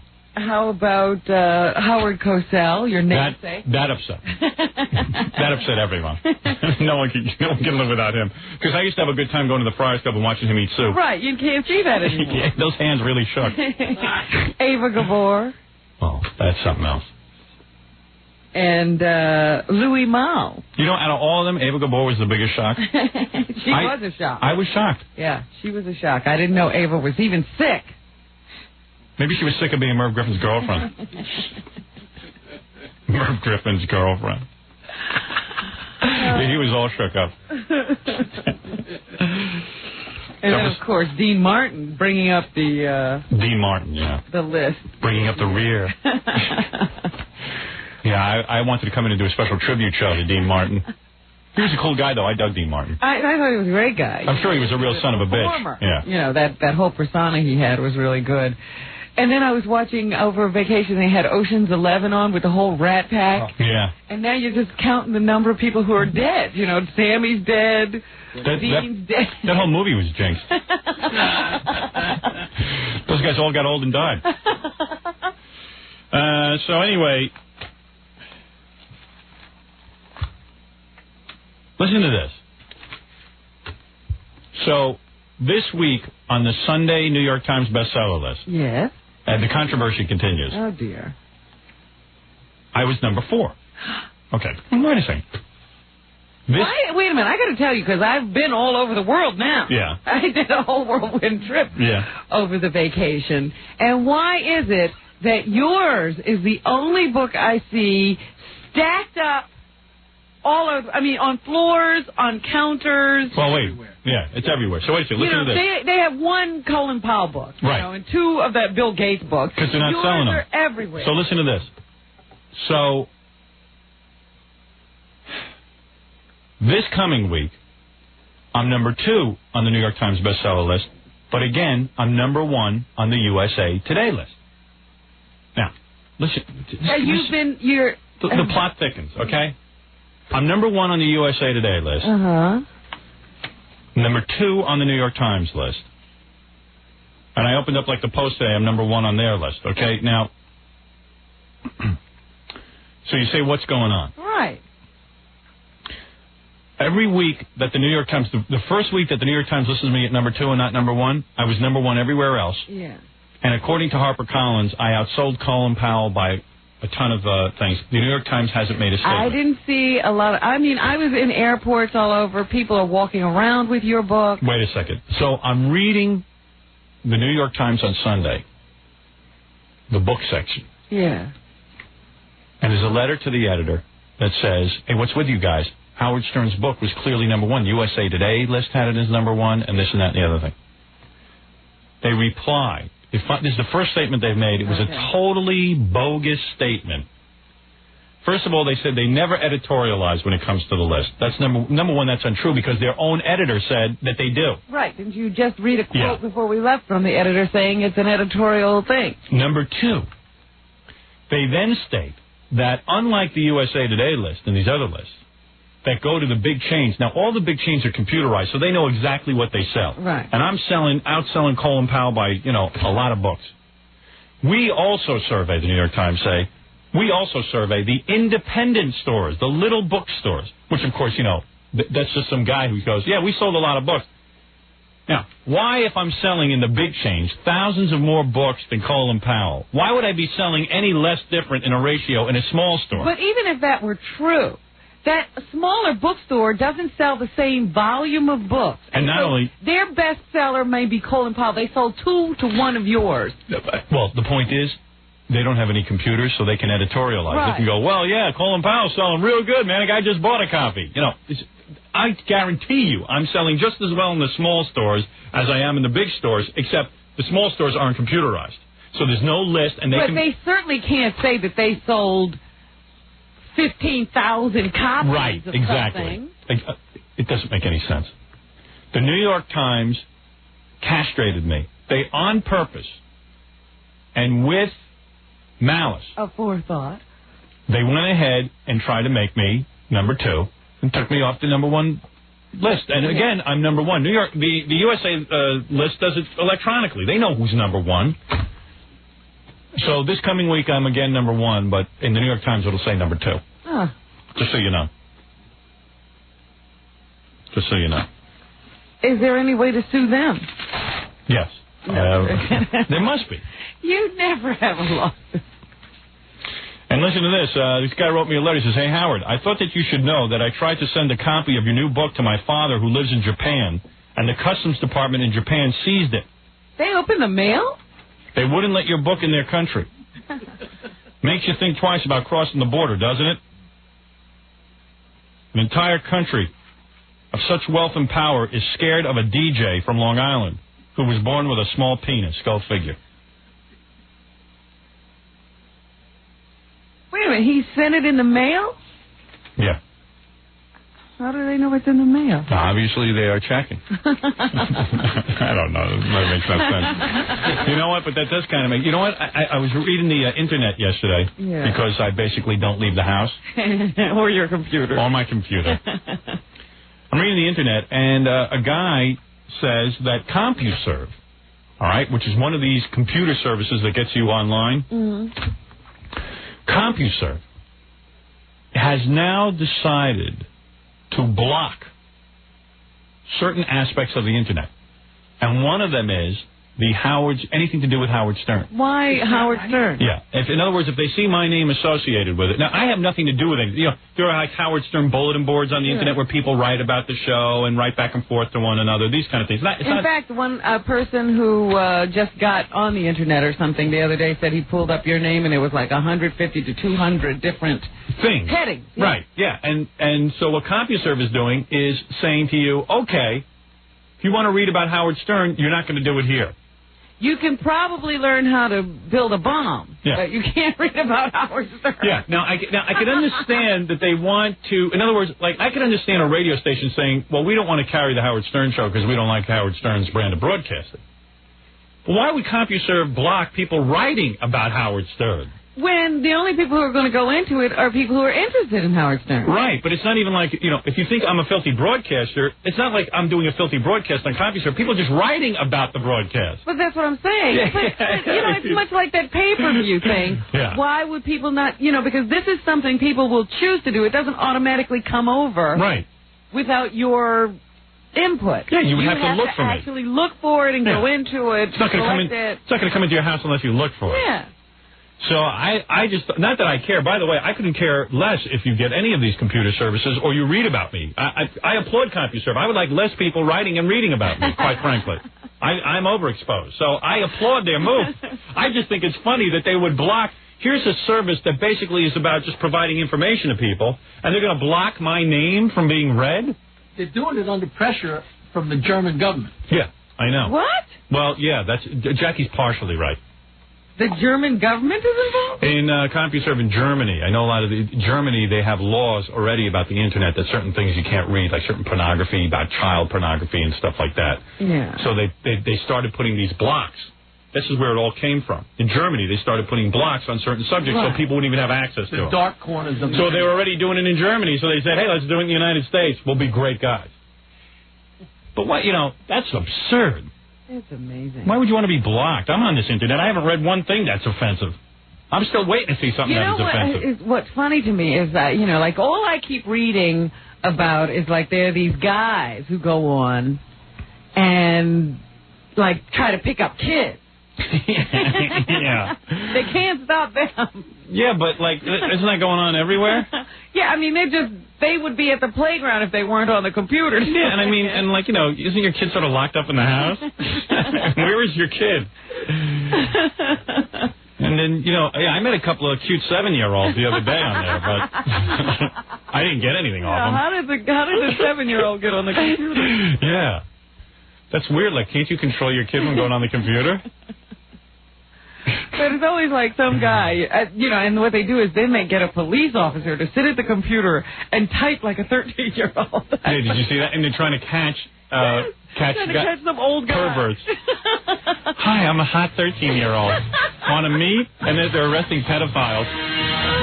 What I think they ought to do is, and which they already have, is if you don't want your kids on these chat services, they have a block on it. Right. You can put a block on. But these parents can't do that. They can't say no to their kids. Bunch of dicks. We got to take a break. Anyway, that's what's going on with my book and the New York Times. This has all been going on while we've been away. On vacation. Huh? Yeah. Because I wondered about that, because I would just check the bookstores everywhere I was and see that, they still had your book. Yeah. Not in the #1 slot. Yeah. Because they're following the New York Times. Well, evidently. Right here, there's a whole stack, and they have them behind the counter so that people walk up can say, oh, yeah, and give me the Howard Stern book. So you don't have to be embarrassed carrying it around. I didn't see the Colin Powell book back there. No. Or the Bill Gates book back there. Yeah, because nobody wants that junk. Oh, crap. It's not a substantial book. Yeah. Let me take a break here. I'll get back and maybe I'll try that phone thing again. I thought that was the last goal in 96. Yeah, we'll try it again. We'll see what happens when we get back. You're listening to The Howard Stern Show. It's The Howard Stern Show. Here's Howard. Forgot how much fun it is to wolf down that food during the commercials. You've been eating at a leisurely pace. Yeah, he's getting used to it. Jackie Penthouse Joke Page Martling, congratulations on his filthy 2-hour video, The Very Wild Stump the Joke Man. Only $15 plus $4 shipping and handling. And the same stupid special, buy 2, get 1 free. Call 1-800-323-KING to order his CD, Sergeant Pecker. And to get Jokeland's internet address, call 516-922-WINE. Remember, 516-922-WINE is not a pay service. Remember that. Don't forget it, okay? Important information. But it's a paid announcement from Jackie the Joke Man Martling that is part of his pay package. Part of his entire package of benefits. The whole thing. That's a whole package. A whole Jackie package. Because nobody wants to lose him. All right. Very good, Jackie. But you'd never say that. Jackie came by my house. I'm not speaking to you. He was mad at me. I was upstairs sleeping. You slept during the entire vacation then. No. What happened was Jackie called me up and said, I want to drop off, because I sent Jackie a gift. The end of our yearly tradition. I sent Jackie a gift, so therefore he has to. I know that he doesn't send gifts because I was just thinking, see, I didn't finish everything. Right. And I didn't get anything from Jackie and Nancy. If you send something to him, he will respond. Get something, yeah. Right. Checklist. Right. So anyway, Jackie calls me up. I'm coming over. I got a gift for you. Just make sure someone's home. So he says, he'll be over in an hour. So I'm waiting. I said, okay, I'll say hi to Jackie and Nancy. I'm waiting. I said, Jackie, just, I do TM, Transcendental Meditation. I get tired. So, I'm waiting. I figured I'd see Jackie and then I go up and meditate. Well, I'm waiting. An hour goes by, and like almost 2 hours go by. So I just said, you know what, this is bull. I'm going to go upstairs and meditate, and then I'm sure he'll show up at 6 o'clock. How beat a grown man can be at 2 o'clock in the afternoon. Hey, I was tired, man. It was the beginning of vacation. He was sleeping when I was there. I slept through your whole appearance, evidently. So Jackie had it figured out that I was hiding from him in the house. Figured he was bolted into the computer room. And I would have. You know what's funny? Because I completely forgot. But after that happened, I said, you know what, I'm going to go in on first day after vacation, and I'm going to say, see, I know the friendship is over. Because you hid from me. I woke up, they told me you'd been in the house. And then I woke up, and then, the housekeeper said Jackie'd come by with his lobsters. Oh, no, lobsters again. And then Jackie did something new this year. Like, he left me a gift, and I was like, wow, I unwrapped it. And it was like I guess they hired some little kid to paste a bunch of our pictures together, and he put it in a frame, like a collage, like a homemade. I guess his wife made it. Oh, was that Nancy's? His wife took a bunch of some bad photographs. That graphic artist business, right? She took whatever bad photographs she could find of us, like different elements of the show, even people I don't even know who they are, and made a collage and then stuck it in some cheap wooden frame. Oh no! And she did an art project. Beautiful. Oh, I wish I could see it. I gotta bring it in. I gotta bring it in. If it's beautiful, I want to see it. Yeah. Give it back. Give it back. I'm not giving it back. It's my gift. Give it back. It's gorgeous. Actually, we really like it. We have it hanging on the wall, actually. Where? You do. Facing I can't imagine where a wood frame would fit. Fits the motif. Some cheesy wood frame. And then we got a bunch of Jackie's tapes and. I gotta hit that. Tapes and things. She doesn't want you to get behind on your collection. I just want to meet the sucker who pays for those things. Everyone else is getting them free. I got a letter from some guy saying he wanted to buy them from Jackie, and Jackie just sent them for free. I know. There's some business running. Yeah. No, but anyway, so then we ate up those lobsters. They were good. Yeah. Yeah, but I hate the guy who brings a gift that you have to cook. Right, and you got to use right away. You can't wait. What are you going to do? Boy, those lobsters were screaming when they went in that pot. Oh, no. I read an article how these environmentalists are trying to stop people from eating lobster because the lobsters evidently are high on the evolution scale. And I heard they live in families. Yeah. Did you read that? That's all baloney, by the way. They're just getting that out. It's a crock of crap. Yeah, Mary Tyler Moore's setting that up. Yeah. They make collages. Because she looks like a lobster. They make collages. Because she looks like a lobster. Lobsters make collages. I give them out for Christmas gifts. Oh, you shut up. Hey, what's a gift we can give that doesn't cost anything? I know, let's get a bunch of pictures. Now, you did understand the theme of the picture, of course. No. You probably really didn't. No, don't tell us. I'll bring it in. Bring it in. You're lying. If I now he's lying.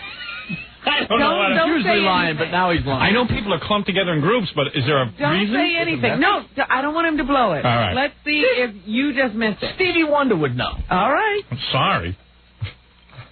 Bring it in. I want to see. You won't know. She'll know. She'll know before she even looks at it. Before I look at it. I should be able to know right now. You're so smart, your breasts hurt. How are your breasts feeling, by the way, now that we're into an hour and a half? It's still there. They're better, though. No, they're not better. Don't say that. No one wants to get you with painful breasts. It's only one, but the other one's fine. As long as you have one good one. So let me open up the phones and see what's going on, and I'll think about how much detail I want to go into about my Letterman appearance. Oh, really? Yeah. You're keeping things from us? No, I'm just thinking about how to... Could make a good third book. Hello, you're on the air, Miami. You're on the air somewhere. Hello? Los Angeles. Yeah, hi. Hey, Howard. I got a lot of questions.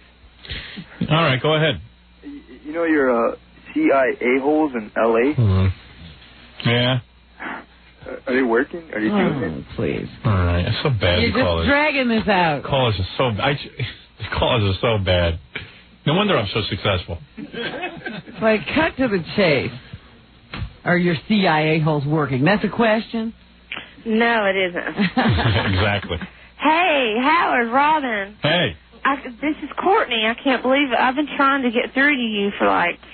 You weren't at the strip club in Cleveland, were you? No. Courtney sounds like a stripper. Yeah, I was there, actually. No, I'm just kidding. You sound like you've been drinking since Thanksgiving. I have been. No, I'm just kidding. Actually, I don't even get to see your show anymore, listen to it. I live in Tennessee or in Kentucky. Yeah. And I thought that you were the man, so maybe you can help me out. Oh, come on, out with it already. All right, okay. I was in Highgate, Vermont at the Grateful Dead show this summer. Oh, no, here we go. And I know with all your power you can help me. I want to kill myself. Somebody stole my dog at that ridiculous show, Beautiful Alaska Malamute. Good. The dog didn't even want to be near her. The dog is better off with the I have videos of her. Didn't want to be around her and her 4 cross-eyed kids. Yeah. What's he taking it to a dead concert if you for? could just help me out. Good. I'm gonna tell her off. Why? Any way at all. I'm gonna tell her off. Help me by saying her name. Her name is Quinn. Like the dog's gonna hear it. Dog, please bring her home. There's a dog in her. She probably gave birth to this dog. Why don't you give the dog a name she could pronounce? Very important to you, but I can't find her down here in Tennessee. Yeah, because she lost it in Jersey. And I've had ads in every newspaper, New York Times, Boston Globe. She doesn't even know where she lived when she started. Let me ask you something, honey. She lived in Tennessee and Kentucky. Honey. Well, you mentioned every state in the great union of ours about this I know dog. you guys. Let me tell you something. I sound like a big hillbilly, which I guess I am. I'm right from the hills. Let me tell you something. First of all, I'm not going to spend a lot of time with you, so I'm going to make it short and sweet. Okay, that's fine. Number one, only a complete dope would take their dog to a Grateful Dead show. An animal doesn't want to be at a Grateful Dead show and hear that loud music and you're walking around with this dog without a leash. No, I had a leash. You had a leash, so how'd you lose it? Well, because... Then how'd you lose the dog if you had it on a leash leash? was under my foot, Howard. Oh, under your foot? And first of all, why would you name a dog Queen if you can't pronounce Queen? That's number one. Come on, why do you got to be such a dickhead for? I'll tell you why I have to be a dickhead, because people like... First of all, I go to a rock concert. I don't want a dog at the rock... Why would we want to be with your dog? People want to... You know, people think of these dogs as people, and they want to subject us to these dogs. And look, I'm with my dog, man. And it's like, hey, I'm trying to watch a show. I don't want to be bitten by some animal. I don't want to be licked. My dog didn't bite. I don't want to be harassed by an animal, by some hippie and who has you have to keep the leash under your foot? You off the air, and I'm going to take you off. You find your I'm not dog. going to help you find your dog. Well, you aren't going to. If you say that word again, I'm going to bleep you. You cannot use that word on my air. I wish you could, but you can't. I have supported you. Listen to me. I don't care about any of that. You don't have to support me. You're out in Tennessee. You're not helping me. We mean nothing to you. So you mean nothing to me. Okay. Oh, I'm supposed to be grateful to you for listening to me? No, all I wanted was... You mean I'm so funny? You're rudeness, Excuse me. dude. I'm funny, and you tune in, so I'm supposed to be grateful that you listen. I can't hear you, dude. If I wasn't funny, you wouldn't listen. I can't even hear your radio show here. I called you. I know, so what good are you to me? No. Number two, let me tell you something, honey. No. You go to a rock concert. I'm being the parent that you never had. Well, actually, you're right. I have never had it. Oh, it's obvious you have no guidance. You have no guidance in your life. No, but... your dog is smarter than you. Let me tell you something about... If your dog calls me, I am not putting him through to you. Your dog ran so far away from you, he's probably in another state. Your dog escaped. You know what? Probably someone at the concert said, oh, look at that girl with that dog. Let me take the dog and give it a better home. Listen, honey, let me tell you something. If you bring a dog to the Grateful Dead concert, first of all, I don't know what your motivation in bringing the dog was. You could have left the dog home. Number two, when you have a dog with you, you had this dog leash under your foot. How did the dog get out from under Well, because somebody walked by with like some kind of food and she ran. Oh. And your dog doesn't respond when you call her. What? No, she does. How did she run if you had her on a leash? There were over 100,000 people at that. So why would you bring your dog? What, she could show everyone you have a dog? We were expecting a very low-key show. The year before, there were only half that. What, your dog is a Dead fan? How to hear music? No, you brought it because you're hoping that maybe guys would talk to you if you had your dog with you. I'm married. Yeah. So what? So I don't need any guys to talk to me. Why don't you sit and talk? Why don't you talk to your TV about 50 times? Why don't you talk to your husband? Your wife. Talk to your husband. My husband is at work. You're bringing it to a Grateful Dead show. Of course you lost your dog. No, that dog was on tour for 2 years. That dog on tour. She loved it. And the dog. What do you mean? On tour with the Grateful Dead? No, we did not. We were on tour on our own. And on tour where? Where were you on tour? All over the country. Wait a second. On tour. Oh, what are you in a rock band? Are you in a rock band? No, I'm not. What do you mean you're on tour? You were going to concerts.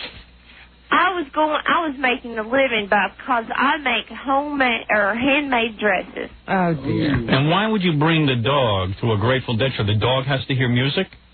The dog loved music. Oh yeah. Oh yeah. You know what she just said? She said the dog had a great time. Yeah. And he did loved have the a great music. time. You don't know what life I lived. What about the people? The dog was on tour for 2 years and couldn't stand to be away from her, but the moment her foot stepped up off he that ran away. He ran. Of course. He didn't want to be with her anymore. He couldn't take the mania that was her life.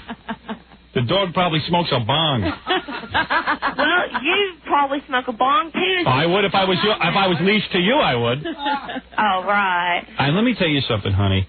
You are so confused. That dog is so much better off. That dog is better off on his own. That dog is better off on his own. Finish the sentence. No, it wasn't.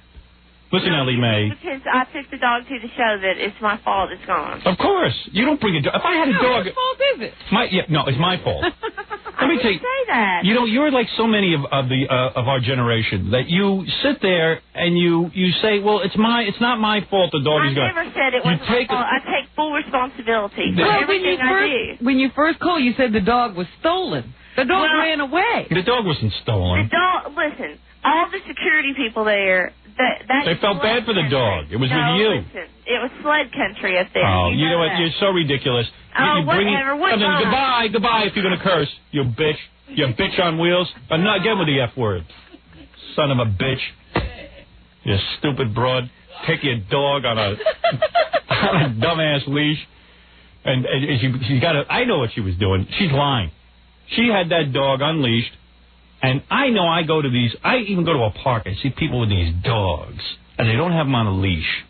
And the dog doesn't listen to a word they say. And I'm supposed to deal with it. I get into jogging every once in a while, and then my eye hurts and I stop. But I go jogging on a nice day. This was a couple of months ago when the weather was nice, before this satanic weather hit us. And I was running, and I was at a track, high school. And it says clearly, no dogs allowed. This guy got his dog running free. You know. Right, and the dog has to run with him. Yeah, and the dog doesn't run along him. It runs back and forth and comes up to me, and I'm trying to run. And it's smelling my foot. And I'm nervous. I go, what about if he's sniffing, he might be ready to bite. Yeah. I got to now deal with this. I got to deal with his animal. But I see them in the park all the time. The dogs have to run behind their bikes. Yeah. The dogs have to run with them when they jog. Yeah. The dogs have to run with them while they're on skates. Yes.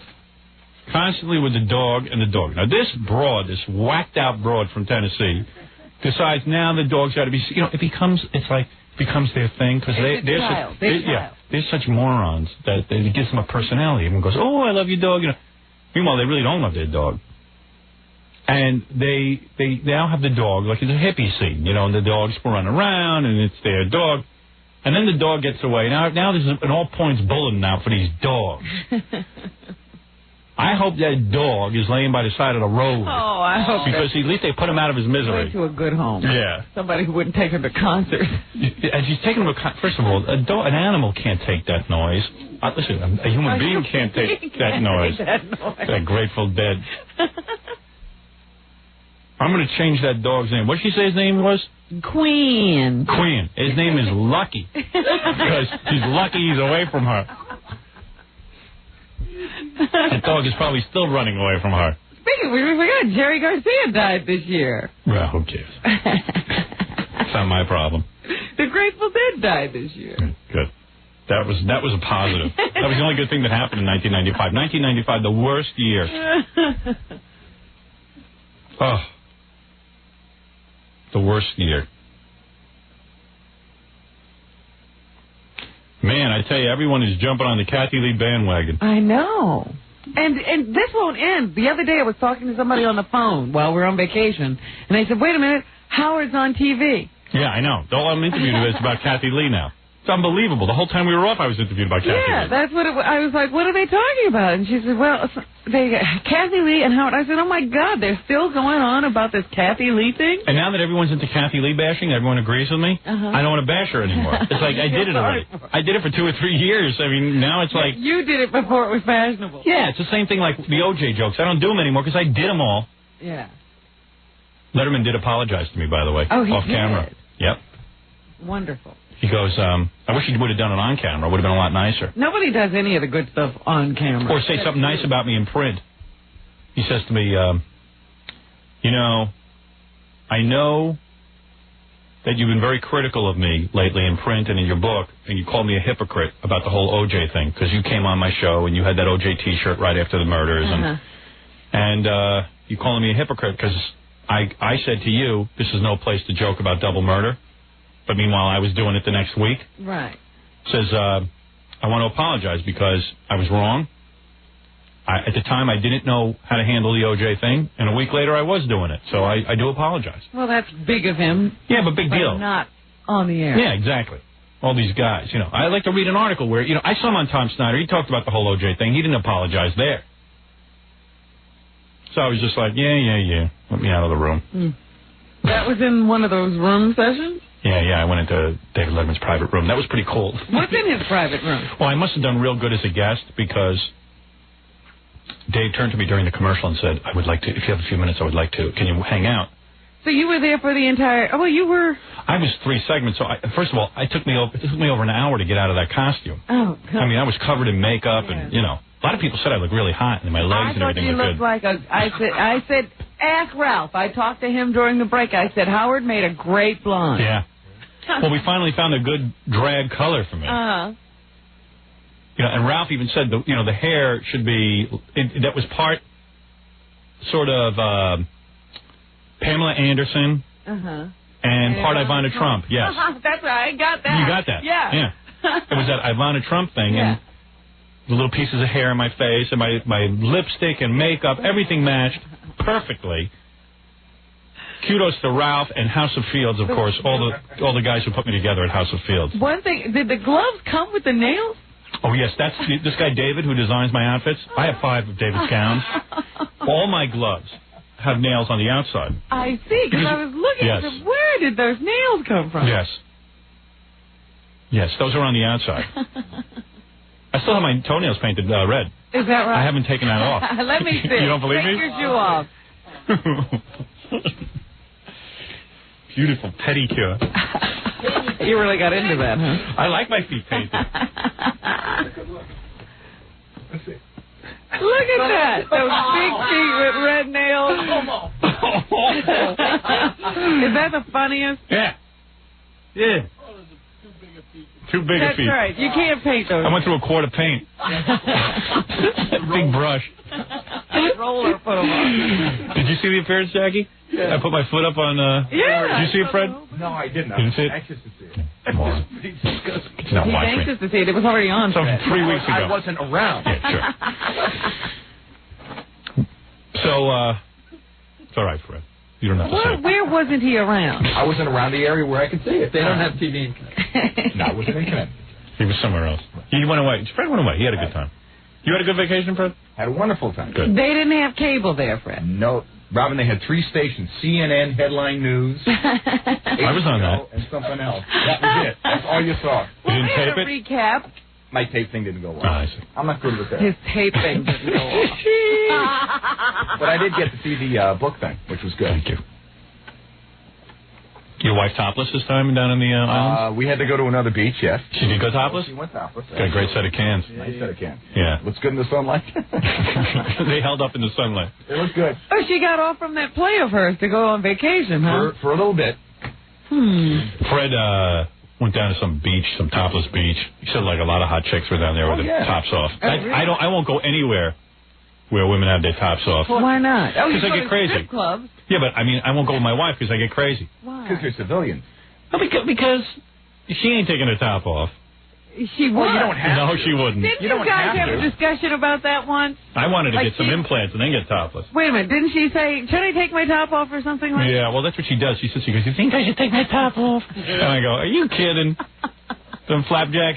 You just keep your shirt on. I'm not going to have you running around together like that. Get out of your mind. You've had 3 kids. You keep those in your shirt. They can't be that bad. Oh, well, listen. Look. I don't want my wife running around topless. I like illusion. I like mystery. You're terrible. Nah. She looks good, man, but I don't want to run around topless next to some of these young girls. No way. No, that'll just piss me off. It's like me, I'm not going to run around with my bottoms off with the little penis I have. I know better. Who's she kidding? Both You laughing at me bottomless and topless? People be screaming. They throw me off the beach. Riot. People be taking pictures. They're a freak show. They should be jumping out of the ocean. Ban nudity forever. Oh, I hate nudity. You're against it. I once went in the water, like a lake naked, and like my penis hurt. You know, it was not used to being free like that. Even in the bathtub, it hurts. It's so sensitive. What little wiener I have. So, what was I talking about? Letterman. So I must have been doing real good because Letterman goes, I want to talk to you afterwards. So he wanted you to stick around. Yes, I said, cool, because I was going to stick around anyway because I had to take all this costuming off. I mean, the dress and the girdle and and to get all the facial makeup off. The other thing I wanted to know, did you ever run into Melissa Etheridge? Did you two say anything to each other at all either? No, they keep me hidden away like in a little back floor. You know that little room? Yeah, upstairs somewhere. Yeah, they keep me like hidden away so I won't interact with the other people. Oh. And I looked downright glamorous, and she came out looking all butch. I mean, well, that's what she does. Yeah, but boy, she looked really manly when she came out. I was the glamour and the. You were the cheesecake. Yeah, yes. Compared to her, coming out like, I'm gonna do a new song for my album. All angry. So. They really fix her up for those videos. Yeah. Oh yeah. When she dresses herself. Yeah. They must bring in a consultant on those videos. So anyway, so, like Letterman turns to me and goes, I'd like to speak to you privately after, I was like, okay, cool. So then I'm getting into this makeup and stuff. I'm getting out of makeup, and then Morty comes running back a minute after the show is over. Dave needs to see you now. I said, well, Morty, I'm like, I'm standing here, I'm dripping with makeup and stuff. I go, can you give me 10 or 15 minutes? To, I'm still getting out of this stuff. He goes, no, Dave has to go shoot segments. And I go, no, he doesn't. He didn't, which he didn't. He doesn't shoot no segments. They just want to do this. They want to get, Dave wanted to leave. And get you in and out. I said, I tell you what. So Morty goes, where do you want to do this? I go, I tell you what, since I'm getting changed and everything, why don't you bring him up here? Morty goes, well, there's a lot of people in the room. I go, everyone can leave for a few minutes. It's okay. So he goes, okay, hold on. So he runs downstairs. Then he comes back up. No, Dave doesn't want to do it in your room. You should come to his room. This is the Larry Sanders Show. Yeah, oh yeah. So I was like, okay. I said, that's fine with me, but I'm getting out of this makeup. Well, why don't you throw something on now and come right down? I said, look, this is a pissing contest, okay? Yes, again, it's like the time he called you on the phone, and you have the battle of the assistants. Oh, you don't know. He called my hotel room before the appearance. Yeah. To check up and see what I was up to. And Ralph was there. I said, Ralph, you pick up. All right? So Ralph picks up the room and goes, Howard Stern's room. The assistant goes, yes, it's Howard Stern. It's David Letterman's assistant. Can I speak to Howard Stern? Ralph said, Howard will be with you. Put Dave on. She goes, okay. So then Ralph hands me the phone. The assistant gets back on. Howard. They fake you out of every time. Because Dave, God forbid, shouldn't be holding for me. It would be very bad. It would be the end of his career. They've got that down, though. Oh, yeah. She always waits until she hears the voice of the person. So now it was Battle of the Rooms. It's like, where are we going to... And even my agent was there. He says, mate, let Dave come to you. You're changing. I said, yeah. I said, yeah. And you're the guest. Yeah. So I don't know, it became a whole big thing. I said, you know what? Give me 10 minutes. I don't feel like walking through your halls half in drag. Yeah. So I took, 10 minutes, and then, they had to wait. And I go down to Dave's special room. But it wasn't even that nice. It was just like a little dumpy room. Yeah? Yeah, it wasn't even that cool. Huh. Like, the guy's got to be there all day. Want to build a nice office. I think they'd build him a nice office. Because he's probably paranoid. He doesn't want to have a much nicer office than the rest of the people and, all that kind of crap. I say, screw that. Get a nice office. Yeah, you live in there. Yeah. So then he sat down and we talked about the whole OJ thing. Uh-huh. And he also told me that I was, I did a real good job and stuff. And then, it was so awkward. I had nothing to say to him. And I was like, Yeah, there was that one reference even on the show that you had been very critical of him. Yeah. He'd heard. Well, all I've ever done is gone on that show and done good for him. I mean, it's about time he said something nice to me. So I walked in and I said, hey, let's sit down. And he goes, no, you don't need to sit because this will take a second. So I was like, can I go now, Dad? You finished? Yeah, I just I don't know, man. I can't rap to that. I don't know. We can't talk to one another. I don't know what goes on. I don't know that he talks to anybody. Yeah. That's not a good guy to say you couldn't hit it off with, because I don't think he has any friends. But evidently, I don't have any friends either, because I can't hit it off with anyone either. Yeah, but he's not the person to start with. One awkward person can't start off with another awkward person. Right. And then base their whole way of relating on that interaction. We were both equally awkward, so there was no magic there. Because I'm sitting there going, he probably wants me, he's going to probably beg me to, take over the Tom Snyder slot. Oh, jeez. And I'm going, well, or he's just going to beg me to, take over the Saturday night. They wanted me to take over that Saturday night slot on CBS. Maybe he's going to beg me to do that. And then he just wanted to say he was sorry about the OJ. He doesn't run the network. Yeah. Well, he does. He really does. He does not. They'd have a better office for him if he did. Maybe my next book I'll write about how he does. Ain't gonna be no next book. I gotta take a break. So it was real weird. And then I just left Dave's special room and I went back upstairs to change. Oh, did anybody visit? Wait a minute, you got to tell me. Did Morty visit you before the show? Yeah. Well, my agent, Don, has made it clear to them for the past year the reason I haven't been coming on is because they treat me like I'm trash when I'm there. Yeah. Morty used to come in and see me and stuff, and now he doesn't even come and see me. So now Morty did come. And he walked in, he goes, hey, and then he leaves. So, he makes his appearance. Yeah. Yeah. So now it doesn't feel right anyway because it's all superficial. Right. It's mandatory. You've made it mandatory. I've had it with all those shows. I went on because of the book. Yeah. And now I won't be on there until I have a movie. Morty's phonier than Kathy Lee. Oh! That was weird, too. I did catch the tail end of the show where Letterman had Kathy Lee and Aaron Neville singing a song together. Did you see Kathy Lee's Christmas special? No, I missed that. Holy Christ. I'm sitting in my house. You left the country. I'm sitting in my house. I had no idea it was on. Uh-huh. And all of a sudden, I went on Prodigy Chat, and someone said to me, hey, Kathy Lee's special's on. I'm like, goodbye. I'm going. I'm gone. Whip around and turn on that TV. I tune in. I almost puked. I never What was it like this year? First of all, she shot the thing in her house. One of these newspaper articles said they figured she did it for a tax write-off. Uh-huh. All right. And that kid Cody, man, and no offense, man, but he doesn't look like he's all there.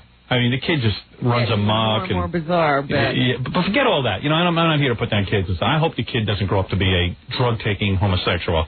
I really do, for her sake, because I don't think she could handle it. But she's on there, and it's like she's home, Uh-huh. And Aaron Neville is sleeping over. And so I tune in, and the first thing I see is Aaron Neville coming down in a bathrobe, but he's so fat that I guess he didn't want to be in a bathrobe and see his legs showing and stuff. Uh-huh. So he's wearing jeans and boots with a bathrobe. Oh, no. With a big black man with a big tattoo of an anchor on his face. In Kathy Lee's house. Sure. Yeah, sure. Yeah, like he'd ever be there or allowed in the house. Right. He's... Unless it were TV cameras. He's as rare as a black man on the Jetsons. Okay? Well, a black man at Kathy Lee's house is as rare as a black man on the Jets. Right. So, I see that, and they're singing and stuff, and Frank Gifford is sitting there, propped up in a chair. I'm telling you, that guy died 2 years ago. They got him stuffed in a chair, and he sits there. And I mean, you could tell the guy's just not even into it, and he just doesn't want to be... Put upon Frank. And Kathy Lee... So, wait a second. So in the next scene, I had to turn it off after this. I really got nauseous. I couldn't watch the whole thing. Kathy Lee is standing there at the door, and she's upset because every year Frank Gifford has to leave on Christmas because he has to go do the football game. He has to go to work. Oh, please. So wait a second. Listen. Police. So anyway, Kathy Lee and Frank Gifford are at the door of their house, and Kathy Lee says, and puts on a puss. You got to watch this puss. She goes like this. Don't go on Christmas Day, Frank Gifford. He calls him Frank Gifford. Don't go on Christmas Day, Frank Gifford. Gary, you got to get the Kathy Lee Christmas special. Yeah, we need to pull that one. Yeah, and he goes, I got to go, Kathy Lee. And she goes, don't be a Scrooge, Frank Gifford. She puts on baby talk and calls him Frank Gifford. Oh, I don't doubt that. The guy's 500 years old. But she's his little chippy. She got to talk like a baby. Yeah, little chippy. Baby talk to Frank Gifford. You know, and these are the good Christians. He's already on his third family, his third full family. Well, he always marries. Yeah. Just again and again and again. Yeah. Wife doesn't die, he divorces her. Did you read Tom Shale's review of that? No, I didn't see any of it. Let me take a break. We'll come back and we'll have fun with that. I completely forget. The only thing I saw was reruns of Regis and Kathy Lee while I was away, where they do the best of. Yeah, wait. The best of Regis and Kathy Lee. Two annoying people. There's nothing great about them. Let me take a break, and I'll come back. I got to read you Tom Shale's review. One other thing I got to say, though, is Aaron Neville having the weirdest career. Yeah. He has, like, this incredible, very interesting and peculiar voice, and his legacy is going to be singing with non-talented, obnoxious white women. Yeah. That's his whole career. He teams up with them. That's his whole life. Yeah, and I like Kathy Lee actually pretends to be like a real singer. Yes. With Aaron He's Neville. singing with Aaron Neville. She's like, it's Christmas. And he's going, yeah. Like yodeling in the background. Everyone with Christmas. Kathy Lee and her Christmas. And she parades those two kids out there. Those kids are going to be messed up. You know, like you read about all these child stars who are messed up. Yeah. Because their whole lives they were child stars, and then all of a sudden they came crashing down when they were adults and they weren't adored. Yeah. Doesn't Kathy Lee see that she doesn't have to do? I mean, she makes enough money that she can afford not to put her kids in the spotlight. I don't understand what it is about her. She makes enough money not to have cameras in her home. I know. And she does it.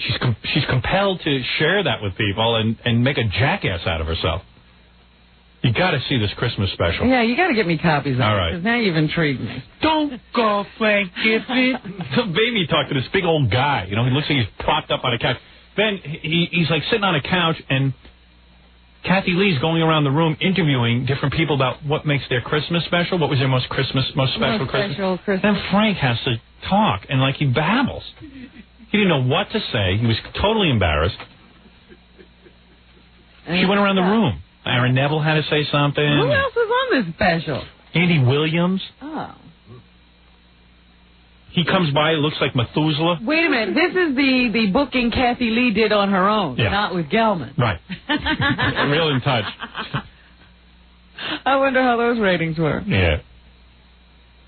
She's consumed with old people. It was like a young girl, a candy striper, going to a hospital helping old people. It's like doing an old folks home. Yeah. But that's her husband and his best friend. I got to take a break. She's like from another generation. She's gone into Frank's generation. Yeah. She's in the Twilight Zone. She probably secretly, this is my guess on her, is just waiting for that guy to drop dead so she can start dating young guys. That's my theory. I don't think when she married him, she realized she was going to be this famous. I don't know. I don't know what her deal is. I really can't read her at all. I was talking to Letterman about her. Yeah. I said, he says to me, what do you think? He says, what's her story? I said, yeah, I don't know. He goes, he says, you think they got any money? I said, and I started thinking about it. It's a good point. Yeah, maybe they don't. Maybe that's why. Wait a second. Frank Gifford was a football player. Back when they didn't pay. They didn't pay football players. That's before they had helmets. Yeah. He took blows to the head. They didn't have an offense and a defense. They just played all the time. Yeah, you played on the defense, you played on the offense. You were a football player. You constantly played. That's right. So you didn't make any money then. And then he became an announcer, which basically a non-essential announcer, who could be replaced at any time and no one would miss him. I bet you he doesn't make all that much money. And then he's gone through 2 other divorces where women have gotten 50% of his money. That's true. How much cash could this guy have? Well, Kathy Lee might be his his meal ticket. She might be the breadwinner. She's the gravy train. Who knows? He's got a sugar mama. Yeah. Maybe she really loves him. I don't know. Well, I think when she married him, she thought, she wasn't going to be that famous, and then all of a sudden... But she was famous. Really? Yeah, she was already on that show with Regis. Yeah, but they weren't paying her any money. No, but still. See, that's the special you want to see. Yeah, we still can't figure We get their accountant, Jewy Jew Man, on there and let him reveal the finances, family finances. But now she's got the Carnival Cruise thing. Yeah. She's got Live with Regis. She's got the clothing deal. Yeah, she could be worth $80,000, $90,000. All right, let's take a break. We'll be back right after this. There's a whole bunch of stuff going on. You're listening to The Howard Stern Show. Let's return to The Howard Stern Show. Gentlemen.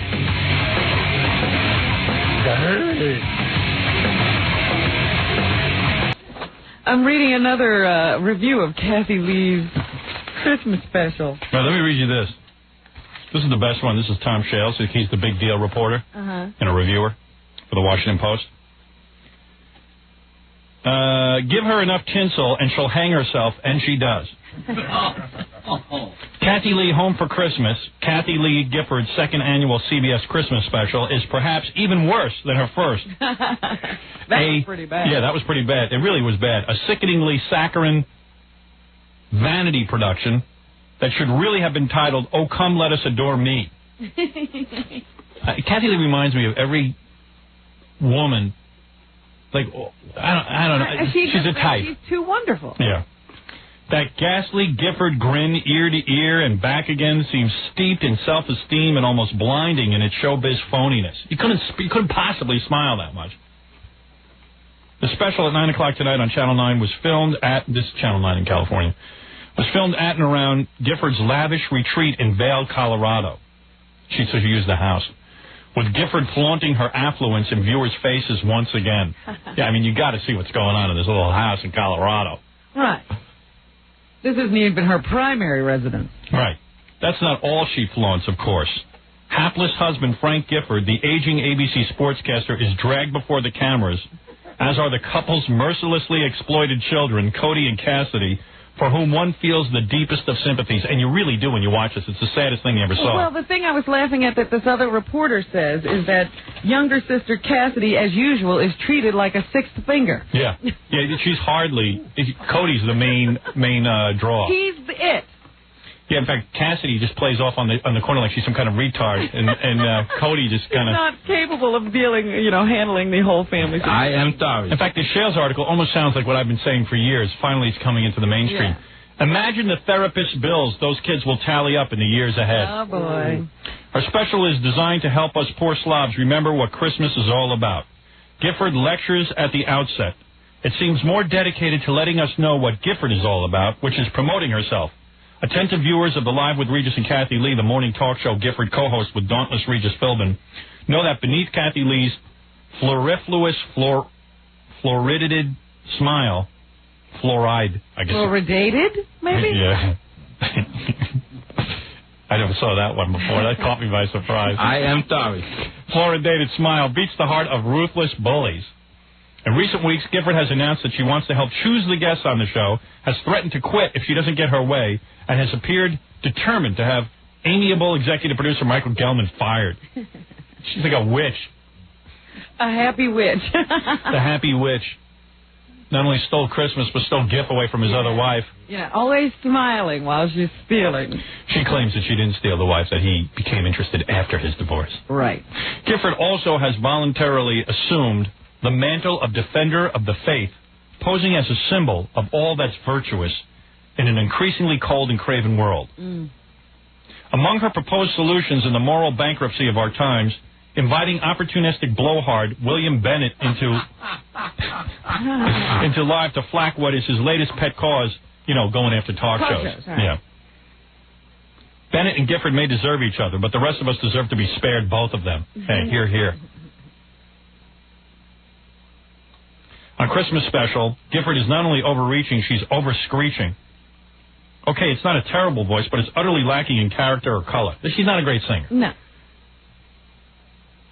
It's the kind of voice that should be recording Muzak tunes for elevators and doctors' waiting rooms. Which she had it right the first time. She was a singer on Name That Tune. The poor director, meanwhile, must have been instructed to make sure not more than 30 seconds went by without a shot of Kathy Lee, because she's all over the show like a bad toupee. Guests include singers Kathy Mattea, nearly as insipid a goody-goody as Gifford is. Ew. A seemingly baffled Aaron Neville, and a creaking Andy Williams. You have to see this thing. It's like it's so great that it's so bad. Like all of a sudden, there's a knock at the door, and she goes, "Look, it's Andy Williams. Hi, Andy." Well, hi, Kathy Lee. I came by, because Frank has been such a good friend to me all these years. They said at Poor the beginning of the show, she sits and quizzes Frank and Cody about who should be on the show. Yeah. Or who they'd like to see for Christmas or something like that. Right. And they came up with Aaron Neville, Andy Williams, and Kathy Mattea. Well, that was Cody's choices. Frank's choices were passed by. Frank wanted his first two wives to remind everybody what a dick he is. And his other kids, his grown kids. Right. Yeah, where are those kids sitting tonight? Yeah, where's that family, by the way? They're hidden away. Kathy Lee's some stepmother. She cuts out the other kids like they don't even exist. Well, yeah. I wanted to see Dean Martin on the special. They should have contacted him. So instead of toys, the kids wanted Aaron Neville and Bible stories. Wanted to play with his wart. Yeah. The kids were tugging on this thing on his head. Hey, I want to play with that thing on Aaron Neville's head.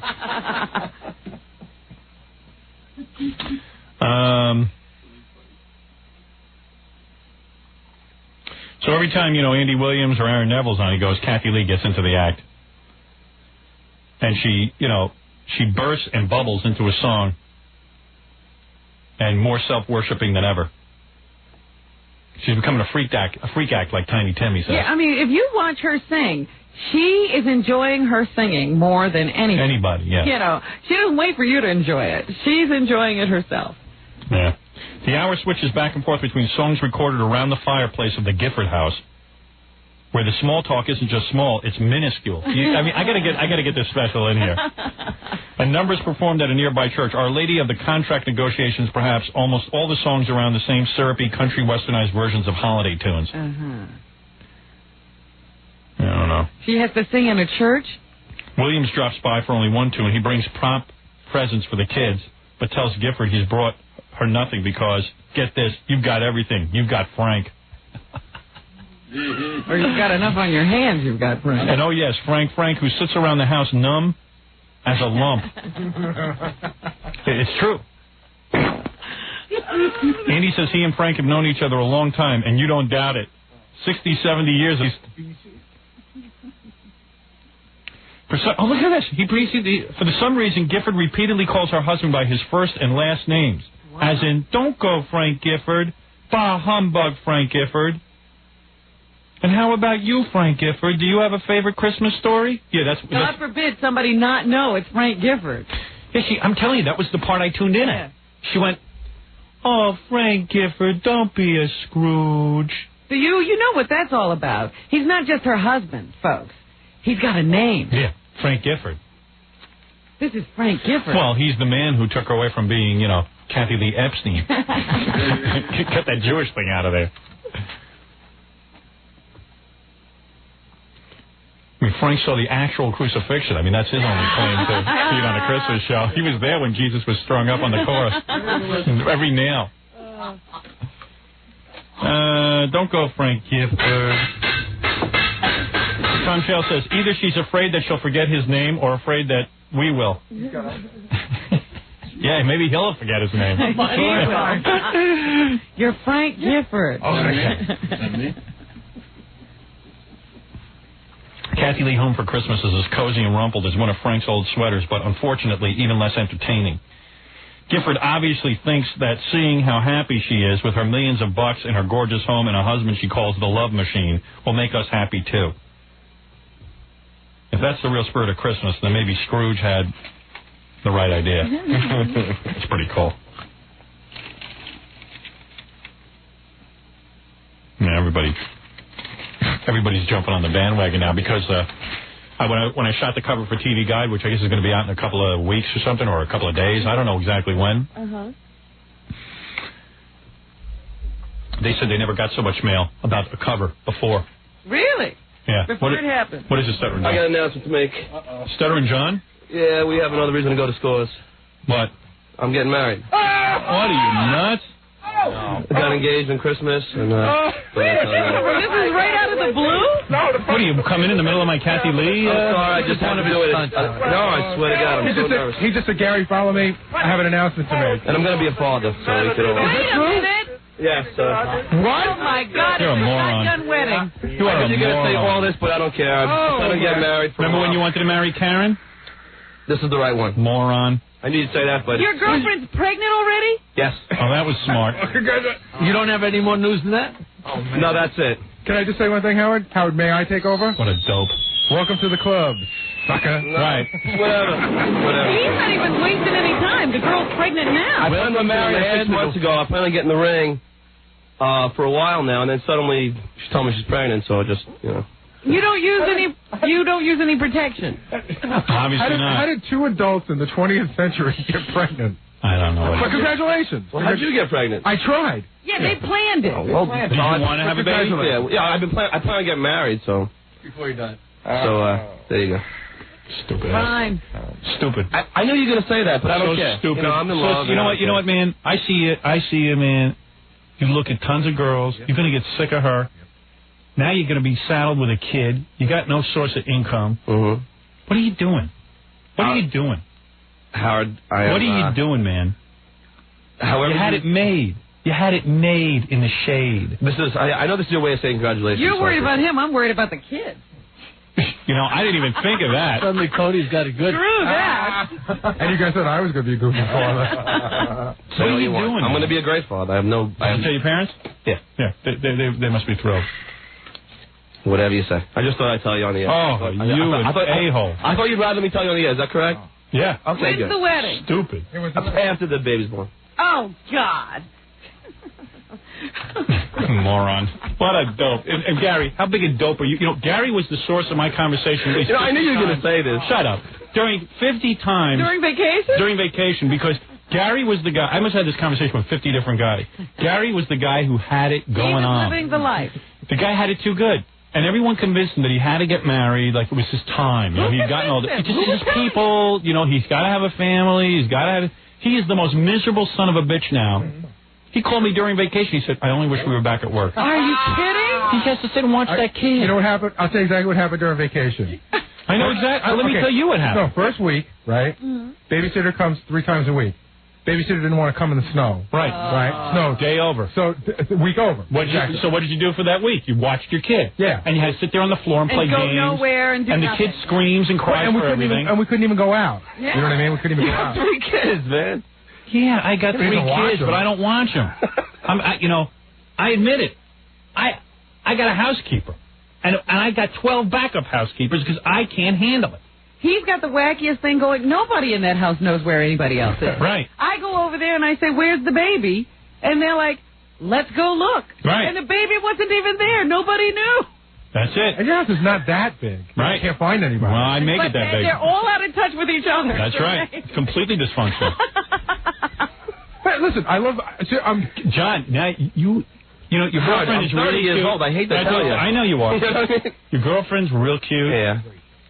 You got her under questionable circumstances. Yeah, she thinks you're an actor. She thinks you're an actor.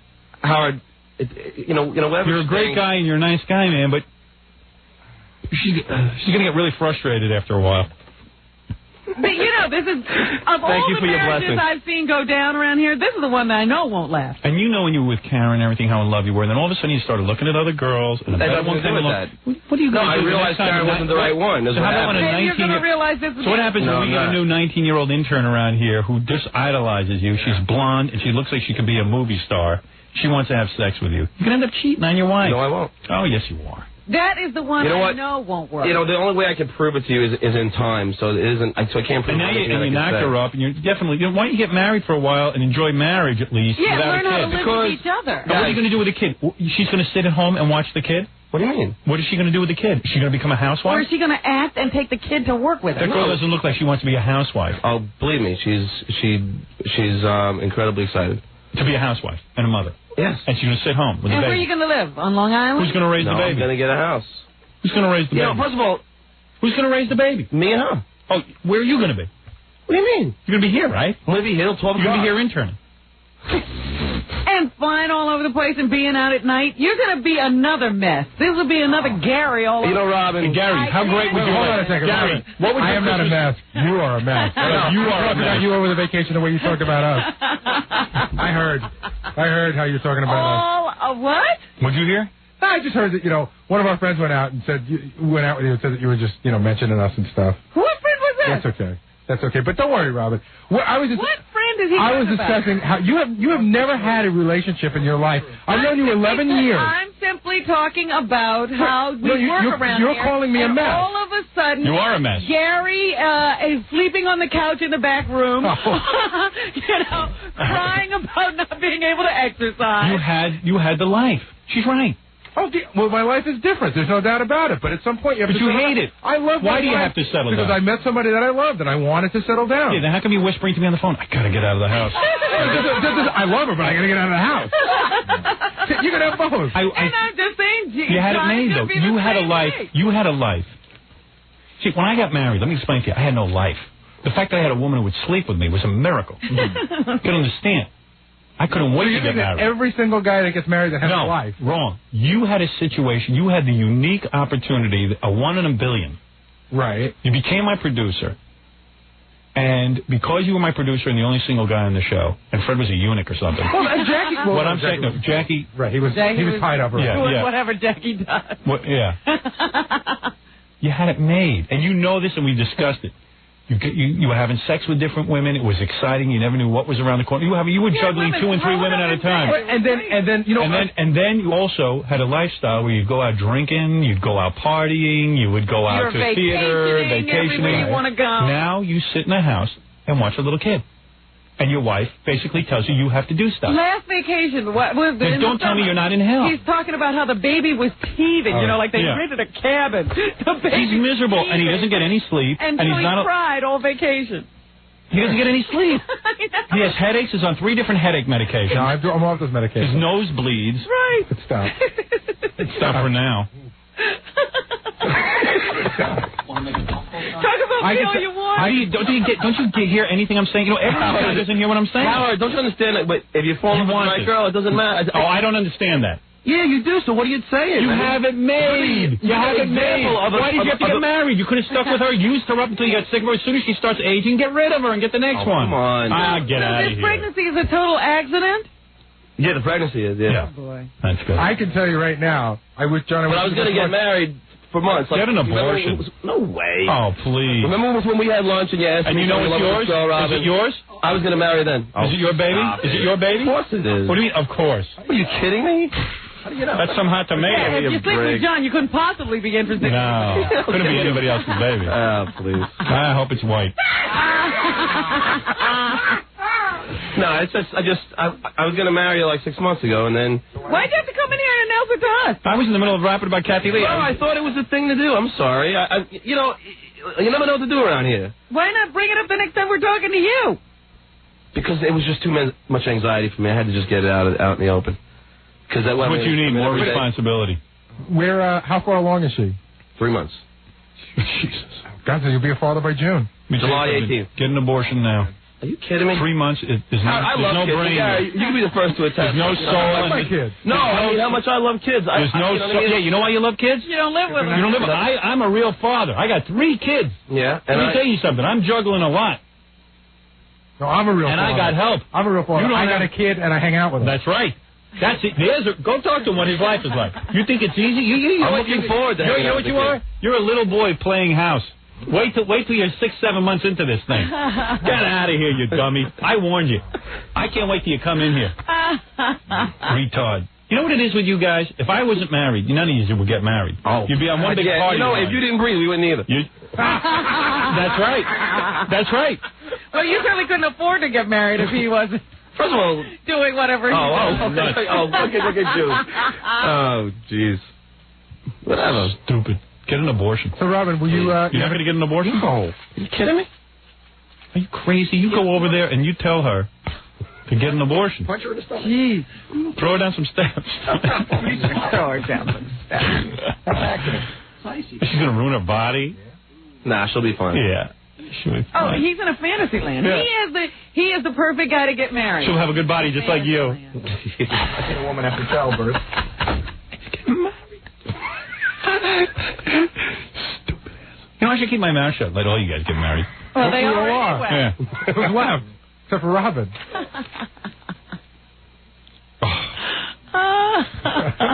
Did you ask her to get an abortion? No. Because I knew I was married. Can't wait, right? See, what happened was... Can't wait for a family. I was going to surprise her on Christmas, with the ring, and that was my initial plan I had in the summer. You. So then... You guys are knuckleheads. I'm curious, how did she tell you? How did it go? I just kind of knew. She was late. I noticed that the OBs were still in the package in my bathroom. What are the OBs? They're tampons. Yeah. And he's just kind of like... so you said, hey, you haven't used one of those tampons in a month? I said, how late are you? She goes, 3 days. And what do you do? What do you do? You just pull out? Yeah. You're smart. Party's over, dude. Watch. Guy had it made. Yeah, but Howard, I want, Yeah, I know. I had a lot of sex. Just like Karen. Just like Karen. You were going to marry her. Oh, I'm in love. I got to marry her. If I could only have her, I'd be so happy. I'd never Can't be the same thing. Like most wonderful girl like most people, Robin, people grow and they get a little, Yeah, not you, wiser. pal. Not you. Except maybe in your case, Robin. You? What? You got wiser. Robin, John took a brain pill. She's a 40-year-old woman still yelling at interns who are 18 years old. I'll tell you what, she can walk out the door anytime she wants. 44. I know she can. She's 44. Well, I'm saying 4 years ago, when she wasn't well. Hey, I got older and wiser. But she can walk out the door and go to the movies. In fact, she's already done it once here. What? Walk out the door. Well, she's back, isn't she? They're carrying on. I've only walked out once. How many times have you walked out, Gary? I've come back to the show, Robin. I've never left the building. You have I quit. have never left the building, ever. And no matter how well you say you are, I never left the building. I never left the building. Oh, excuse me, that's right. You went locked yourself in your office. Fred. That's right. You locked yourself in your office. Fred actually left the building. Either. I think this is pretty shaky ground for most of us. I don't care. Ridiculous. I don't care. You can sit and disguise this conversation and throw it onto Robin all you want. You guys know I'm right, and Gary knows I'm right, because Gary called me over vacation. He was like, no, I was having a tough time. Oh, my There's no doubt about God. it. And I understood. I empathize. I told my wife, I said, this has been a terrible vacation. Yeah. Of course. Because your wife has you so pussy whipped, man, that she can't sit and watch the baby. Let me tell you, before I had help, I didn't have help. Listen, when I had kids, I was an How old were you when you first had kids? 30-something. No. Well, Rob might be right. It might have been 30. Well, how old's your oldest kid? I don't know. No, maybe 28. I was like 28. Yeah. Okay. Don't forget, I've been married like 5 years already. I'd enjoyed all the fruits of marriage. If I had planned it, I would have waited 3 years. We got married and then been married for 3 years. Do you plan anything in your life? No, everything's an accident with John. Right. That's not true. I smell doom all over you. Well, of course you do. Telling you, man. You're not ready yet. Well, now you have another kid, Howard. You got my kid, now you got John's kid. You got 5 kids. I haven't announced, but I'm quitting radio. Fine. First of all, I'm financially secure. I'm not worried about it. You are not. Sure I am. Okay, good. Just your father said he'll support you. Well, her father's a doctor. In case I don't really. Yeah, he'll sit and support you. That's good for a man. Now, how do her parents feel about this? They're excited. Excited. You know, anxiety and excitement often look. So what happens in 2 years when you find yourself looking at other women? What do you do then? Well, why do you do this? Why are you doing this? I don't understand. Don't you know by now? You're 30 years old. Yeah. You've been through this marriage routine now with every girl. With every girl. What you don't get it? You don't get it that man basically can't keep it in his pants? And if he does, his eyeballs start to hurt? John will be the one getting a divorce. Will you come in and announce your first affair as well as your marriage? Yeah, that's what I want you to do. Come in with the same enthusiasm when you tell me you're leaving your wife. Welcome to hell. What a dummy. Howard, I knew you were going to do Are you it. stupid? You didn't envision they were going to throw streamers, did you, John? No, but I said, let me just tell you, I figured, be on the show, I'll do it on the air. I knew this would be, I actually thought Robin would be a little worse. A little worse? Yeah. She could care less. Shocked. Hey, congratulations. Like I said, I feel bad for the kid. That's my only. He thinks I'm kidding about all this. I know you're not kidding. Ask Gary if I was wrong about anything. Ask Gary if I was wrong about anything. About 3.5% of it you were wrong about. Okay. So that means he doesn't. But see, Howard, you know what? He doesn't. Was right. You don't really believe he was right. You're happy you're married. You're happy you have a kid. Stop it. Don't lie to him. Be honest. Aren't you happy to, Yeah, why don't you be honest, Gary? No, I'm very happy that I have a family. I really am. And I love my kid. I was just showing John. Would you give it away for not a million years. I was just showing John the pictures of Jackson. Listen, Gary, don't give me that rap. I love my kids more than anyone in this room. I love my wife more than anyone in this room. So what's the problem? What's the problem? But what's the problem? Wait and see. You'll tell me the problem. Okay. You guys had it made, and you're cashing it in for God knows what. It's just not to sit at home with an infant and not be able to go out and exercise, not be able to go do anything, not go to the movies? Wait a second. Hold on. Can I stop this? Gary's got to wait for some teenager to come to his house before he can walk out the door. You were the big... This is John's shortest relationship, so he hasn't even gotten to the part where he ever found out whether he could handle it once it got rough. Right. Hey, Howard. He's just marrying her, and then he'll do the whole breakup thing after that. And look at his track record. Wait, hold on a second. Before you were I have the a great track huge record. success that you have now... Go ahead. And I'm not counting your money, but before you had as much money as you had now, and you could maybe not afford help, what did you do? You did this. I sat there with the kids, and I wasn't allowed to do anything. Yeah, so I warn you, you don't listen to me. So the only thing that happened is you made more money and got to not do that. Right. So why are you... You were looking at a man who looked like you. So when I sat there and I looked at you and I said, this is what your life's going to be, you said, no, it's going to be great. Fine. You went ahead and did it. Now John has seen it firsthand what I've said, and he's ready to jump in and do the same thing. It's a moron. Stupid. If you meet the right woman, all that gets thrown out the window. Do you know who's on the phone? Yeah, Ralph. What is it, Ralph? Dude, I'm in shock. Oh, I'm going to get advice from Ralph? I didn't say advice. Just say what's on your mind. I just can't believe it. John, I know you. No, you don't, Ralph. Obviously you don't. Well... Oh, yes, he does. I know, you're crazier than I thought. Okay. I'm at a loss for words. I mean... Can I hang up on him? Dude, don't you... I mean, I see you. I go out with you sometimes. Well, when was the last time I went out with you? Not recently. Okay, so then, But then weren't you were telling me you were going to marry Karen 3 years ago or something. I said I was thinking about marrying Karen. Ralph, you never should have called in. You have nothing to say. Yeah, really. You have nothing to add. I'm sure you can do a better job than he can. So you're going to give up smoking pot? Give up smoking pot? Yeah. Just curious. What lifestyle changes are you going to make now? I mean, you're not going to get high and watch the kid, are you? No. I wouldn't do that. I don't really get high that much, but I'm sure you think that I do every day. But I didn't say you got high a lot. But I really don't. Just ask I cut down. question. Just asked you. Am I still going to get high? Yeah. Sometimes, maybe. Yeah. Okay. But not with the kid. Mm-hmm. And what are you going to do on Saturday nights when you want to go out? I'll stay in. Mm-hmm. So when you want to go out, stay in anyway. Right. I barely go out. Well, you do play with the kid and that? You know I what? love kids. It's really different when you stay in because you want to. Yeah. When you stay in and there is no choice that it makes a difference. When my sister had her first daughter, I was the greatest uncle on the planet. You know why? I'd go over there, I'd play all the time, and everyone was like, wow, he's great with kids. But I would leave, and then I would go hang out for like 24 straight hours.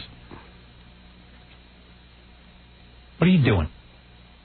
You didn't even think this through. Sure I have. I've thought it through for the last You go back and get an abortion and clean this problem up. What's the matter with you?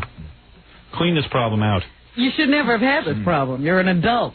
Yes, I don't view it as a problem. But now he got a problem, and now he's got to take care of it. Robert, the difference is I don't view it as a problem. You view it as a problem. Most parents are problems. In 2 months, hopefully I'll do a better job than your parents did, Robin, okay? You'll be right in there with you know what? And I'm so confident I'll do a better job than you'll ever do, okay? You're probably... Parents, you have a shot at doing that. In 2 months, you'll be rubbing yourself against a laser display like I do. Feels good. Yeah. The one piece of advice I will give John is John says he loves kids, and I love kids too. But I got to tell you, the first year they're not kids; they're just they're blobs. They're blobs. I know that. No, this is, and then your blobs. And then your little girlfriend's going to turn into the little witch. Ask Gary what happened with his wife. His wife's like, you can't go. You're going to exercise? I haven't exercised. I know that. I'd like to go out too. No, you're going to go out. But honey, I just put in a full day of work. I just want to take a walk and blow off some steam. I want to blow off some steam. Okay, great. You know what? Why don't you just jump out the window now? Stupid. Listen, I'm glad. I can't wait to see the hell that becomes your life. I just can't wait to see it. I'm going to have the best. I have a great laugh on Gary. I was laughing all through his marriage ceremony. Let me tell you something. The day I got married, one of Allison's uncles came up to me and just went... and I didn't know what he was doing. He just went... I had no idea. I don't even remember which uncle it was. You just remember the laugh. And I just remember my laugh at Gary's, and it was sincere and genuine. And Gary knows I'm right. When's the wedding? I'm not going. Yeah, really. Well, okay. Of course, you know I would invite you. I would like you. If you kill your girlfriend... You're having a big wedding after you've had a baby? If you kill your girlfriend right now, you'll be out in 20 years. Yeah. That's all I can tell you. Oh, man. Stuttering John getting married. And Stuttering pregnant. John as a dad. Yeah. Stuttering Dad. Is Stuttering John. Stuttering Dad. You know, that brings up an interesting... Hey, kid, you better go to bed. Hey, Daddy. Yeah, have his kid stutter. Raise the next generation of interns. Really? Now, John, where are you going to live? Because John got himself in this great situation now where he's got this guy paying most of his rent. John has this guy, a friend, who's like real wealthy, living with him. He pays all of John's rent, the whole thing. Now John will have to move out and pay all that money. Well, you know... I have. I'm going to look for a new place. I'm just stuttering because this is John having a serious discussion with his son. I do have to say that. This is just like how it's going to be, Robin. Hey, Dad, I want to know about sex. Okay. It's all exciting now, man. Is stuttering hereditary, John? Have you ever? No, one can only pray. It's not? No, it's not hereditary. No, I'm not being... Somebody to take John. No. What age do you start stuttering? What age will we know if your kid stutters? Usually they stop around 5.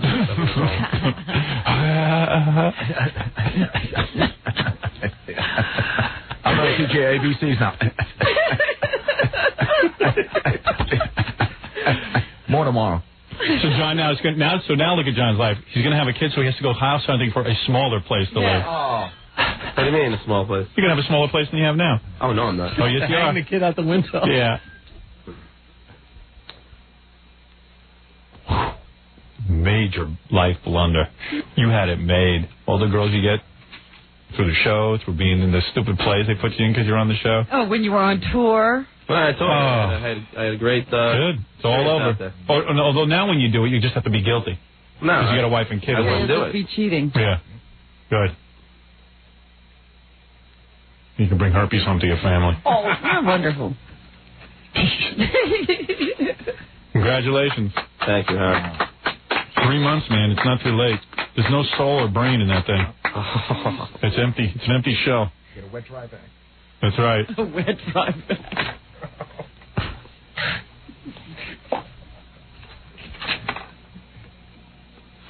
Right now it's a clot. Oh. It has no soul, you know. These abortion kooks will have you believe there's a baby in there. There's no baby. God don't put the soul until after 3 months. And even in the beginning, there's hardly a soul. You can do it right up to the 5th month. You take care of it. Just tell everyone it was a miscarriage. That's how you handle it. Gas pain. Mistake. That's real smart. All right. Very good. Stuttering John has just ended the life that he had. Congratulations. That life is over. His new life begins now. 96 is going to be a worse year for him. Yeah. This is sadder than when Ted the janitor died. I don't know why I get upset. I'm actually happy. I'm really happy for you. I can't wait to watch the changes in you. You'll be 30 pounds fatter. You'll be fat like Gary. I do have to say, get there now. Yeah. Big fat John. John was bumming out. He told me he had a gig on New Year's Eve. And I said, how'd it go? He said, really well, but this one guy kept heckling him, calling him a fat bastard. Yeah. That's good.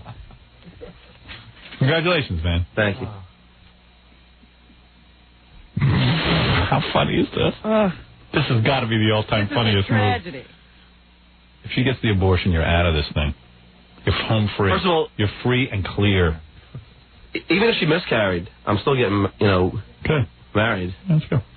Oh, it's all right. You get married and you don't have any kids, you can get out of that pretty easy. When you decide you want to go back to dating. Remember the feeling when a girl puts her hands down your pants for the first time? Just remember it. No more. Because it's over. There's condoms on it. Yeah. All right, go ahead. Yeah, something you should learn about. I can't believe you went in bareback and you weren't married. You really want to have kids, huh? Yes. Oh, he said he wanted to have lots, and I've been trying to dissuade him from that opinion for years. Mm-hmm. It's over, Johnny. It's over. All right, we got to take a break. Congratulations on this big news, startling news. The world's oldest intern is getting married. I don't like you calling me an intern. I actually get paid around here. Yeah, we know what you get paid. Believe me, you're an intern. Wow. All right, now get out on the street and ask some embarrassing questions to people. That's fine, man. I love my job. In 2 years, the kid will be more successful than you. What'd your parents say? They're excited. Yeah? Yeah. Everyone's happy about it. I'm thrilled. All right, I got to take a break. I refuse to look at her because I want to just still, think that she's a good person at some point. And will Richard still work for you? I don't want a visual of her. What? Will Richard still work for you? Yeah. He'll be the nanny. Yeah. The midwife. Change the diapers. So Richard will have to babysit a lot. Only if he'd want to. Your wife is not going to work. You can really call a kid Junior. Your wife is not going to work, huh, John? Yeah, sure she's going to work. Oh. So who's going to watch the kid? Richard. If she's got to work, we have to get a babysitter. I mean, Tell him, Gary. It's just not that. It's not easy. First of all, you have to really watch out who you leave your kid with. So it's not easy finding somebody responsible. Yeah, I don't even care. I'll just leave him with anyone. It's difficult to find somebody on a regular basis. I have actual prisoners watching my kids. You left your kids with me. I'm going to get out. You don't trust Richard to watch your baby yet. You got to wait till they get a little older. Very few people. Well, no offense, Richard doesn't look like. Yeah, he's a good guy. But you don't Richard can hardly dress himself. You don't know that he's not a pedophile. Yeah, what if his jaw locked open? Right. Really? That's a guy who drinks. Funny thing is, I wouldn't leave John's kid with John. I know. Well, see, that's what you think, but that's really not true. Right. Okay, my present to you is I'm already offering you one free night of babysitting whenever you want it. Oh, you two will get into the babysitter club? No, I'm not going to leave my kid with him. Gee, watch what you say. Stupid. You are stupid. I'm very You're smart. the stupidest guy I know. You know what, Howard? Any guy... I'm sure there's a lot of married guys out there saying, how stupid it is, but... No, there aren't. Most married guys get married because they have a situation unlike yours. Wrong. You had a unique opportunity, as is Gary. You're working on a radio show that has tons of women, strippers, all kinds of action going on. You guys just had it too good. Ask Gary. He's dying to go back to that. But now he's in so deep he can't get out. What's he going to say? He's calling me on the phone. I never said I'm dying to go back to that. I'm dying to get out of here. No, I said I'm dying to go back to work. Yeah. But I never said I was dying to get out of my marriage or anything like that. I didn't say out of your marriage. but you miss the opportunities and the lifestyle that you Why have. are you always telling those stories? Because they're funny. Yes, and you try to relive them every time you tell them. Yeah, you're damn right. It's all over. All you can do is talk about the old stories. Yeah. Robert, you still gathering up your new story? It has nothing to do with me. I don't complain everything about to do my with life. Why? She's not complaining. I never No, it complain has about everything to do my with Robert life. because Robert has never She's had a relationship. So what? She comments What does she on need? mine. But why does she need a relationship? She knows that her Never lifestyle isn't complain about affected. You're complaining about your life. So in other words, you're complaining about your situation. You didn't call me up and complain? Yes, of course I did. Have I ever called you No. and said, Howard, I'm miserable. No. I wish something else was happening here? No. And neither has John, but he will be. He'll be making the phone calls. And I'm not taking them. I'll take them from Gary, but not from you. Don't worry, I wouldn't bother you with that. Good. Good luck. Congratulations. I got to take a break. Go. Most guys who get married don't have this situation. You guys have it too damn good. You're trading it all in for what? Yeah, your girlfriend's good looking, but I can get you 50 more good looking girls. Do another year on the show, I guarantee you. And you know it's true. You thought Karen was the best looking girl in the world, gorgeous woman, the whole thing, and 2 seconds later you got a new girlfriend. What is it, Gorilla? I just want to say congratulations to John. And Dominic offered 1 free year prenup. I'm not doing a prenup. Oh, you're not doing a prenup? No.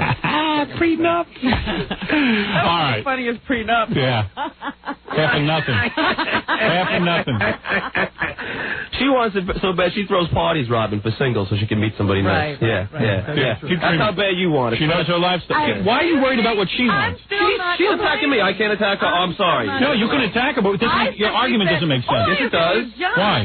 She's looking for a man so badly she's throwing parties. She's had men. All I have said. She knows enough not to marry him. She still wants a man. Excuse me, I have not said it's wrong to get married. I have not. What did I say? I just said you're doing it wrong. You don't grab some girl you just met, get her pregnant, and then marry her and think everything's fine. Okay. Then what did I do wrong? How about you do everything wrong? Let's go over the chain of events, Robin. I fell in love with her. I planned on marrying her.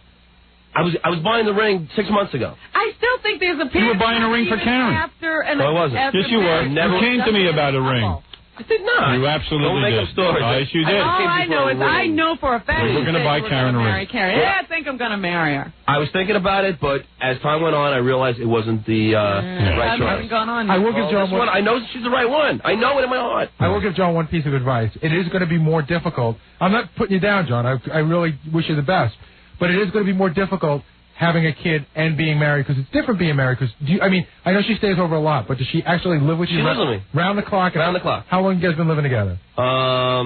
Like 8 months.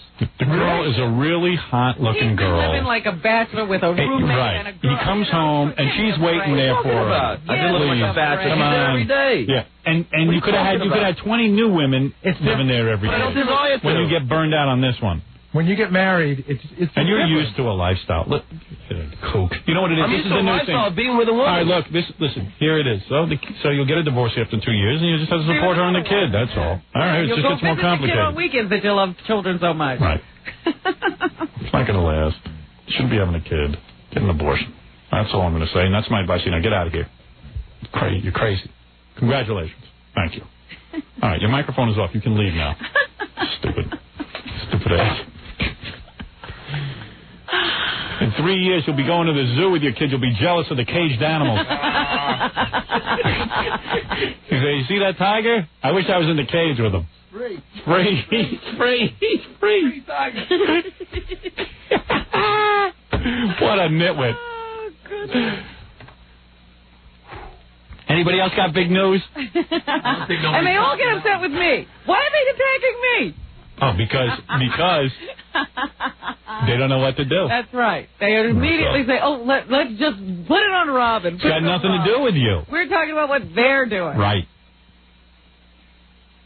Wait till that wife starts yelling. Did you see that coming? Did anybody know that was coming? I'll tell you the truth. I don't spend a second thinking about stuttering. Right, yeah, so who cares? I wouldn't have seen it coming.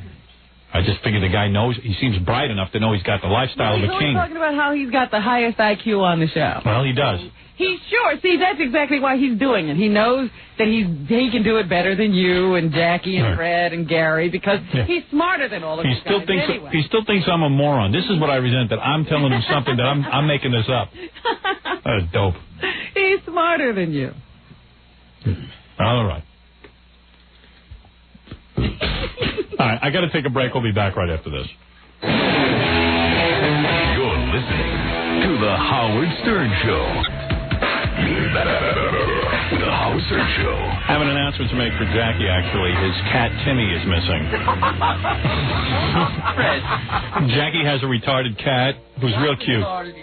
He's handicapped. He actually is handicapped. He's not retarded, he's slow. Jackie has a retarded cat. And you have to see this cat. It is retarded. What is it? It walks with a limp, right? It has cerebral dysplasia or something like that. Yeah. Anyway, Timmy is missing since Saturday. Wait a minute, this is the retarded cat that Yeah. is Not retarded. A medium-sized, not tawny, just slow. A medium-sized gray cat with white feet. How did the cat get lost? Let him read. He actually appears drunk and wobbly. He does. He really does. He's lost in the vicinity of the Bayville Firehouse, and you can please call us here at the radio station, and maybe Jackie and Nancy are very upset. Why? How did the cat get lost? CD and Somebody was watching the house, and they let the cat out, but the cat went out and never returned. Does the cat usually go out, Yes, Jackie? yes. Oh, okay. I'm afraid the cat might have been raped. where was Fred? Cat's frozen in the snow. Anyway, obviously somebody has this cat. And if you can return it to Jack, he's frantic because... he knows that the cat can't take care of himself. Right. Neither can Jackie. Neither can the cat sitter. So, okay, give us a call at the station if you found the cat. That would be greatly appreciated. What's the cat's name? Timmy. Tiny Tim. Tiny? Answer to his name? He's retarded. You. We're all going to hell, but thank you very much. I've gotten so many faxes about Stuttering John getting married. They're very funny. I got to read you a couple. John, you stammering, stupid idiot. Take it from someone who is now divorced and banging like a dog. Go down in Scores and look at those pieces of ass, and then think about that ass that you're about to wed, spreading like Delta Burke's ass after childbirth. Get out before it's too late, you dumb ass. They're awfully cruel and vicious out there. John, kill yourself. Trust me, you'll be better off. John equals single again in 10 months. It's from Evil Billy. How come we can't afford food? Daddy's still an intern. F. Jackie. That's from Mark in Parsippany. These are great. John, Timmy the cat is better off. No.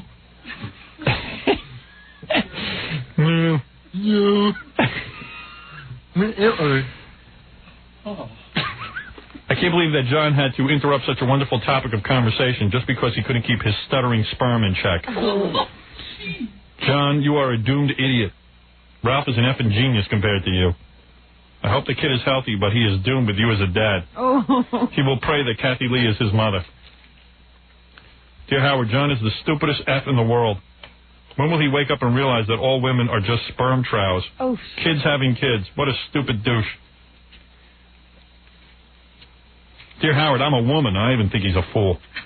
I have 2 kids, and it's the hardest thing in the world to do. You totally give up your life. You can never go out because you can't leave them with anyone except your own family because most people are wackos. Get out of the situation now. What a dope. Well, there you are. And yet, he goes ahead to prove me wrong. That's what they all do on this show, proving me wrong. He's still out there saying he's right. Yeah. He's right, all right. By the way, regarding the topic of Kathy Lee's Christmas special, which happened while we were away. Yes. Dear Howard, in case you didn't make it to the very end of the Kathy Lee Christmas special, which I did not, she sings Silent Night with Aaron Neville and Kathy Mattea, whoever that is. She's a country western singer. When the song is over, she leans and snuggles Neville's shoulder. She leans over and snuggles Mattea's shoulder, and then looks to the ceiling and mouths, "Thank you, Lord." She must be on... Maybe she's on acid.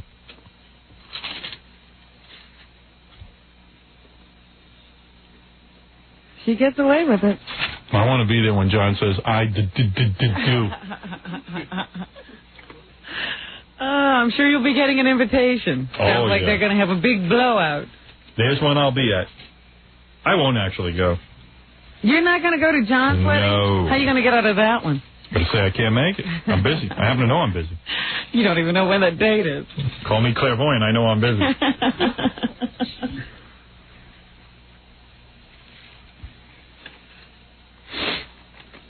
I am in something called Star Magazine.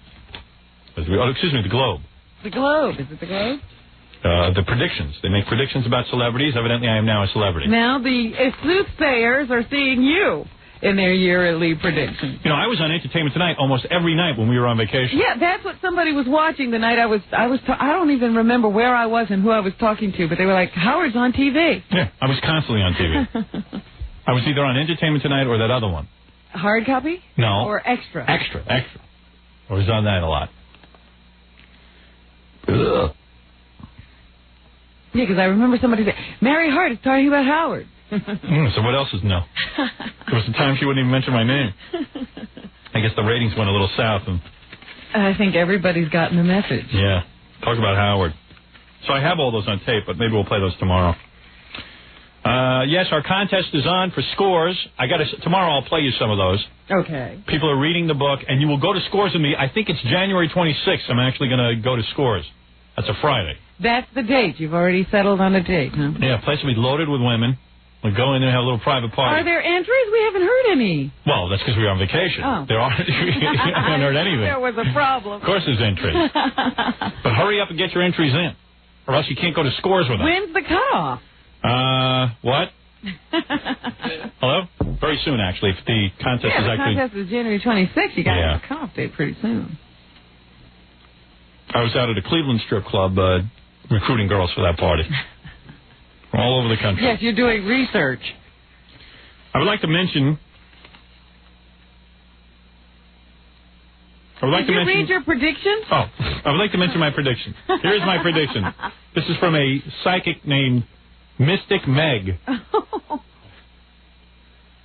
Radio shock jock Howard Stern surprises everyone when he takes a phone call from a suicidal fan and is able to talk her back from the brink. The mouth that roared then helps give the troubled gal a reason to go on living by hiring her to work on his show. Oh. She's a huge hit with the listeners, and Howard's ratings go through the roof. Wait a minute. And the woman is Kathy Lee, who was on the bridge because she couldn't take me making fun of her anymore. How do you like that? Wow. I thought you weren't going to do that anymore, save people by phone. I think I did that already. Yeah. And that worked out real well. They say Jay Leno will get a chin job. There's a lot of wild predictions. What kind of prediction is that? I don't know. I was very disappointed. Yeah. I was Give me a going, good wow, one. something wacky's going to happen to Howard. What is it? I thought I was going to marry a stripper.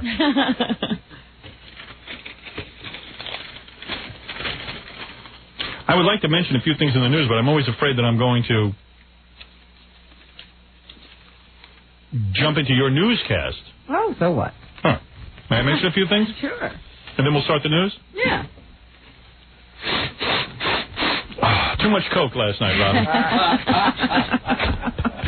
I actually, I got drunk New Year's Eve. Really? Oh, yes. Tell me about that. I had a glass first of that horrible poison known as Jägermeister. Oh, you did? Which is the worst, How did most you do vile. that? I don't know what that is. It's cough syrup. But an intense buzz. Robitussin with a kick. Oh. It's meant for people in trailers. Yeah. You know, Yeah. white people in trailers. Yeah. No taste buds. Right. I drank that. Is it syrupy, really? Yes, it's awful. But you get the shake. It's every time you drink it. You know how you get like a rush? You go... Right, it goes through your whole body. I started off with that. Look at Jackie, so happy I got drunk. Oh, yeah. I can see this. No, we got a good story. Catch me drinking. Then after the Jaeger, I had... Mixing your alcohol. I had 3 beers, 3 Heinekens. 3? 3 Heinekens. Right. And then I had champagne. Really? Oh, I was blasted. I was loaded. Where were you? At my house. And I braced my kids, because my kids aren't used to seeing me drink. I said, look, it's New Year's Eve. I'm going to drink tonight. 3 beers? 3 beers. Beer! How long were you drinking? All night. Until about 2, 3 o'clock in the morning. When'd you start? About 6:30. Wow. I kept my buzz going. Yeah, you had to keep reinforcing it. Right. I got drunk. Oh, man. And What I loved happened it. when you got drunk? Nothing. Nothing happened. I watched Star Wars. You know, I stayed home New Year's Eve because I have nowhere to go. If I was single, I'd have somewhere to go. My whole vacation would have been different if I was single. Yeah. Me and Brandis would have been in Barbados.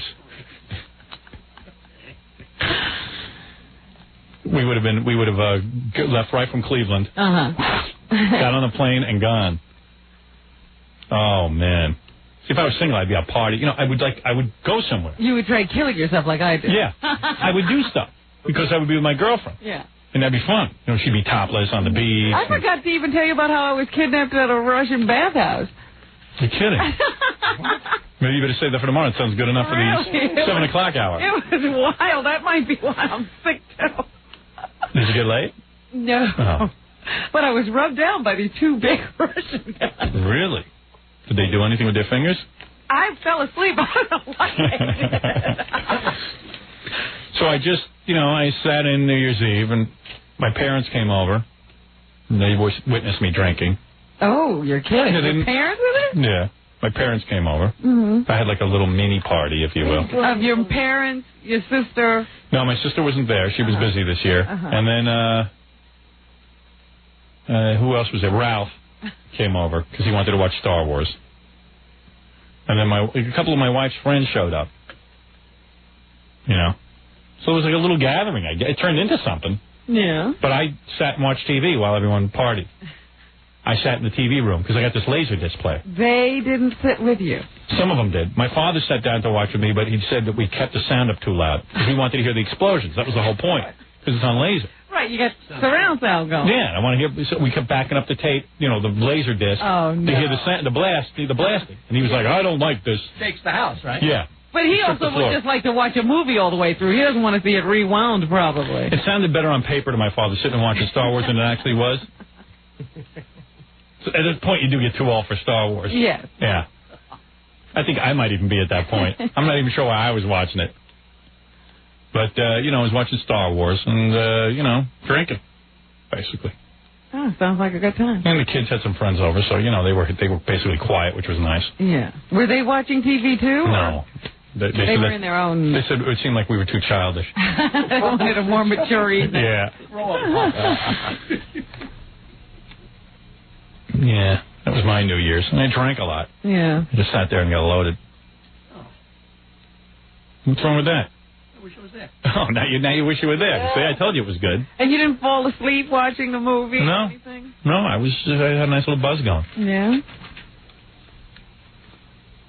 Yeah. Champagne at midnight? Yep.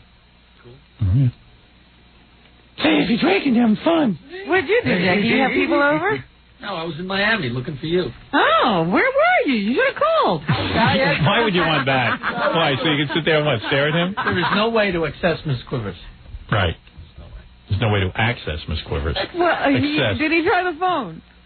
Oh. That's another one. Where were you in Florida, Jackie? The Cardozo Hotel. Cardozo? Where's that? Cardozo Hotel in South Beach. Any nude bathing going on there? Yes, there was. You were right. We were there in South Beach. What do you want to be with him anyway? There were Robin sightings everywhere. Every place I went to, we saw Robin at the 10th Street Fair. So like there were a lot of girls just walking around naked? There weren't a lot, but Nancy went shopping, and I went down to the beach, and I just walked down by the lifeguard stand, and everybody was in their bathing suits. Did your wife go topless? No. No? There happened to be one girl there that was topless right where I was walking to, so it wasn't like I planned it. Did you say hi to her? No, but I stared. They were gorgeous. Right. Yeah. It wasn't particularly warm down there. It was yesterday. It was really warm. Yeah, yesterday it got hot. It's good. Oh, you were down there yesterday? Yeah. When did you get back? Last night at about 1 o'clock. Wow. Really? I came home on the 1st. Does Jackie ever sit and go like, hey, I got work the next day? Maybe it'll be better for me to have a day of rest at home before I go back to work. He never says there that. Been any lax in my Yeah, you're writing cat notes to me. yeah, I'd say there has been a big lag. All right. The cat got away while he was on vacation. About my cat? I'll be fine tomorrow. Patty Smythe, who is a big friend of the show, used to be anyway. Sure. Patty Smythe, who, she's a rock singer, for those of you who don't know. She took up with John McEnroe. She finally got a boyfriend, John McEnroe, quite a good scorer there. Sure, she waited until the right guy came along. He knocked her up, and she just had a baby. Congratulations, Patty. But I'm reading the paper, they now have pictures of Patty, she doesn't want to talk to the press. The press called her at home, and she hung up the phone. She used to be very accessible. Right. But now that she's with John McEnroe and he hangs up the phone and he can't be photographed, she hangs up the phone and can't be photographed. So she's like John McEnroe now. She's taking on his lifestyle. Yeah, she's him now. And before she was calling people, begging them to talk. Now that they want to talk to her, she don't want to talk to them. She hasn't done this show since she hooked up with him. No, of course not. Why would she talk to us? She's got a boyfriend. John McEnroe doesn't, He doesn't do interviews. Right, so why should she? So funny. Then when they break up, she'll go, I should have done some interviews. Right, I should have been talking the whole time. I think that's always kind of funny. Yeah. And here I am on the number 1 on the bestseller list. New York Times is going to have me at number 2 this week again. What paper is that? That's the Post, but also in the USA Today I'm number 1, and I am number 1, except the New York Times will not print it. They're still refusing to print that I'm number 1. It's amazing. I guess they think it's their duty to save America from you. Yeah. While we were gone, Danny Bonadouchebag and Gabrielle Carreteras and the Charles Perez. All those talk shows were canceled. Yeah. Of course. How many of these can the marketplace support? It's all the same show, and it doesn't matter who the host is. They already had those shows. Yeah. Why did they have to do them some more? Because they're people without an idea in their head, an original idea. I got to watch a couple of Danny episodes. Does he have the biggest head on the planet? He does have a very big head, and he has big red head. Absolutely no sincerity. Yeah. He's sitting there trying to act like a caring guy. Yeah. He may be an alien. Then I guess you're going to talk about it in the newspaper, but I would like to comment on this Madonna thing. Yeah, well, I was going to ask you if you think this is a judge totally out of hand. Let me tell you something. As a matter of fact, John Stossel did a report on lawyers and judges last night on TV. It was quite good. These judges and these lawyers, they're all the same. They have us bamboozled. Got to understand something, that, as John Stossel pointed out, they call themselves Esquire. You know the lawyers who say... Esquire, yeah. F. Lee Bailey, Esquire. Now, how do you get that Esquire? I always wondered about that. Now, Esquire, you know what Esquire used to mean? In the days of royalty... It was a title. It was a title, Esquire. It was a big deal. Yeah, the king or queen had to confer that on you. So these lawyers decided they're going to be Esquire. This is how high they think of themselves. They think highly of themselves, that they are lawyers, they are Esquire. These are the same guys who were chasing ambulances and suing McDonald's because you spilled hot coffee on your lap. You know, only some lawyers are Esquire, though, and I wondered how they got that. All of them are Esquire. Only some of them are willing to use it. I see. Even some of them are embarrassed. I see. Now... anybody can be an Esquire. They could all use that if they wanted to. Right, as long as you're a lawyer. Are too embarrassed. Some people are actually embarrassed by what they do for a living. And the judges wear these black robes, and they're called honorable. Yeah. You're better than Esquire. You're honorable. Right, no matter what. You haven't made one ruling. As soon as you're appointed judge, you're honorable. The worst judge is honorable. Now... in this case of Madonna, the judge... what happened to Madonna rather quickly is that a guy broke into her house. He's clearly a sick man. He's a stalker. He wants to kill her. He's already made several death threats. And they're having this trial, and Madonna said, I don't want to show up at the trial because, look, this is what this guy wants. Mm-hmm. His whole reason for being is to meet me in person. Now I'm going to go meet him in person and give him his dream. He did the right thing by breaking into my house. Now he's getting to meet me. Getting a reward. I'm terrified of this man, and I don't like it. And you know what the judge said? He says, no, honey, you're going to appear in court. We're not going to give you preferential treatment. Let me ask you something, though, because, see, this is the thing that boggles my mind. Right. If she wasn't Madonna... he wouldn't have stalked her. No. Just people, average, ordinary people get stalked. Right. Do they have to be in the courtroom? The state prosecutes this guy. It's not Madonna versus this guy. It's not a civil case between the two of them. There's no reason for her to be there. The state prosecutes. Madonna does not have to be there. Right. But this judge has decided. Well, let me tell you something. The judge says, I'm not going to give preferential treatment. But he is. Of course. This is unusual circumstance. This woman is a very famous woman. For her to appear in a courtroom is a joke. It becomes a three-ring circus. Yeah, everybody's going to be watching her, wondering what she's doing. She has to now be on display. They're talking about cameras in the courtroom. This is not going to be treated. If the law is that a woman has to appear at one of these things, this is not a usual circumstance. I would imagine you have to testify. Yeah. But do you have to sit in the courtroom the entire time? I do not think so. I don't know. I think that you have to testify. I know that much. Yeah, but I don't know if you have to sit there. It sounds like he wants her there for the entire course of the trial. Well, I don't know. I'm not too clear on the facts, but she should not. In other words, this is an unusual circumstance. Well, let me tell you, because she's not supposed to testify today, I'm sure. Right. But the judge is saying she should be in court today. This is another case of a judge, like Judge Ito. They want to be famous. They want to be around excitement. It is a very dull and boring job. When they became judges, they thought it was going to be more exciting. They thought they were going to be like involved in Perry Mason type cases.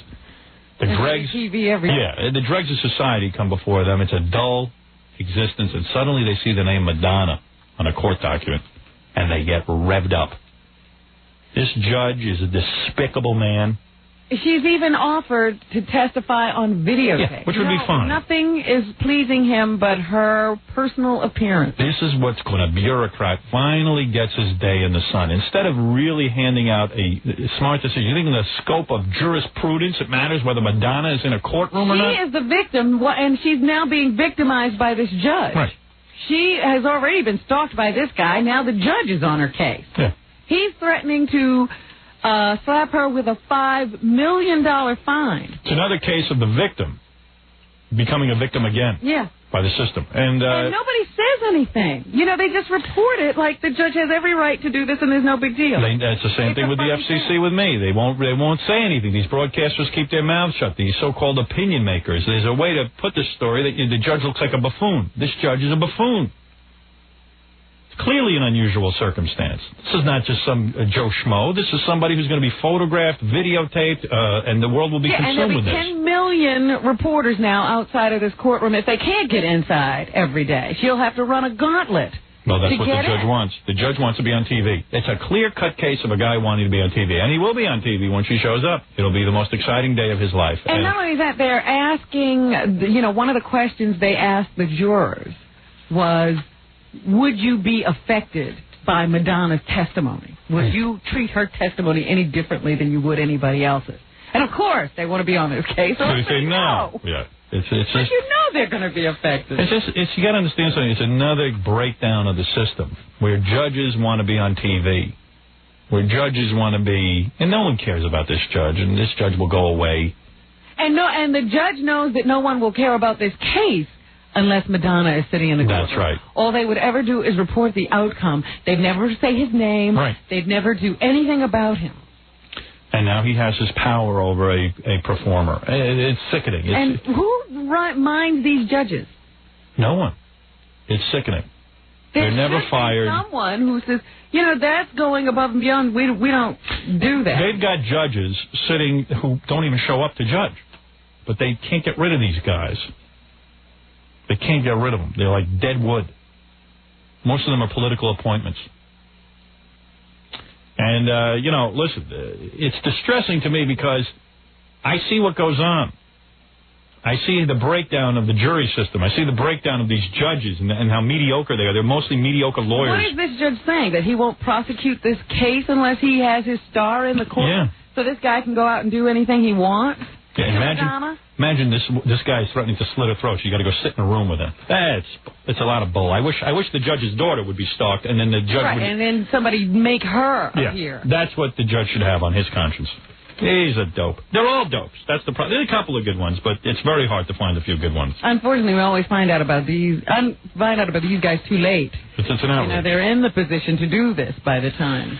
You can be flexible. It is clearly an unusual circumstance. It is not, but it's... And taking into consideration the pain and suffering this woman has already gone through. Right. It's a stupid. The message is, if you want to meet a star, stalk them. And eventually you'll meet them. And the judge will fine you $5 billion. Yeah. The judge will help you. Right. He's on your side. All right. We're going to take a break. And we'll be back right after these words. You're listening to The Howard Stern Show. Yeah. We're back with The Howard Stern Show. Yeah. Yeah. Yeah. Yeah. Yeah. Yeah. Yeah. All right. Yeah. Yeah. Yeah. Yeah. Yeah. Yeah. Yeah. Yeah. Yeah. Yeah. There's a sound you had to miss. We're back live today. For those of you entering the scores contest, I'll be playing some of those scores entries tomorrow. Those people who read from my book, you will get to go to the party of your life, where girls have to be nice to you, where you are king at scores. So many guys when I was in Cleveland said to me, I'll be seeing you at scores, Howard. They think. Well, listen, that's a good positive attitude. So we'll listen to some of those entries tomorrow. Okay. See what people's favorite part of the book was. There's still time, plenty of time to enter. We're not going to scores till January 26th. I don't know when the cutout date is, but, get that entry in. Still got time. Get a copy of the book and sit there and read into the tape recorder for 30 seconds. Get nuts. Sounds pretty easy. Of course. Of course. Yeah. Get someone to read it for you if you want. Make Jackie read it for you. Stop in the street, let him read a passage. Something wild. That's all. That's how David Letterman got in. He got James Earl Jones. That's right. That's right. That's how David Letterman's in the contest. James Earl Jones read from my book. You remember that. I have a special sex chair to sit in. And I'll strap on some goggles and choose between Heather Locklear, Cindy Crawford, or 3 hot lesbians. And I'll have hot monkey love with all my new girlfriends. Right. That sounds like fun. When he reads it, I sound so much more serious. No, please. Hot monkey love.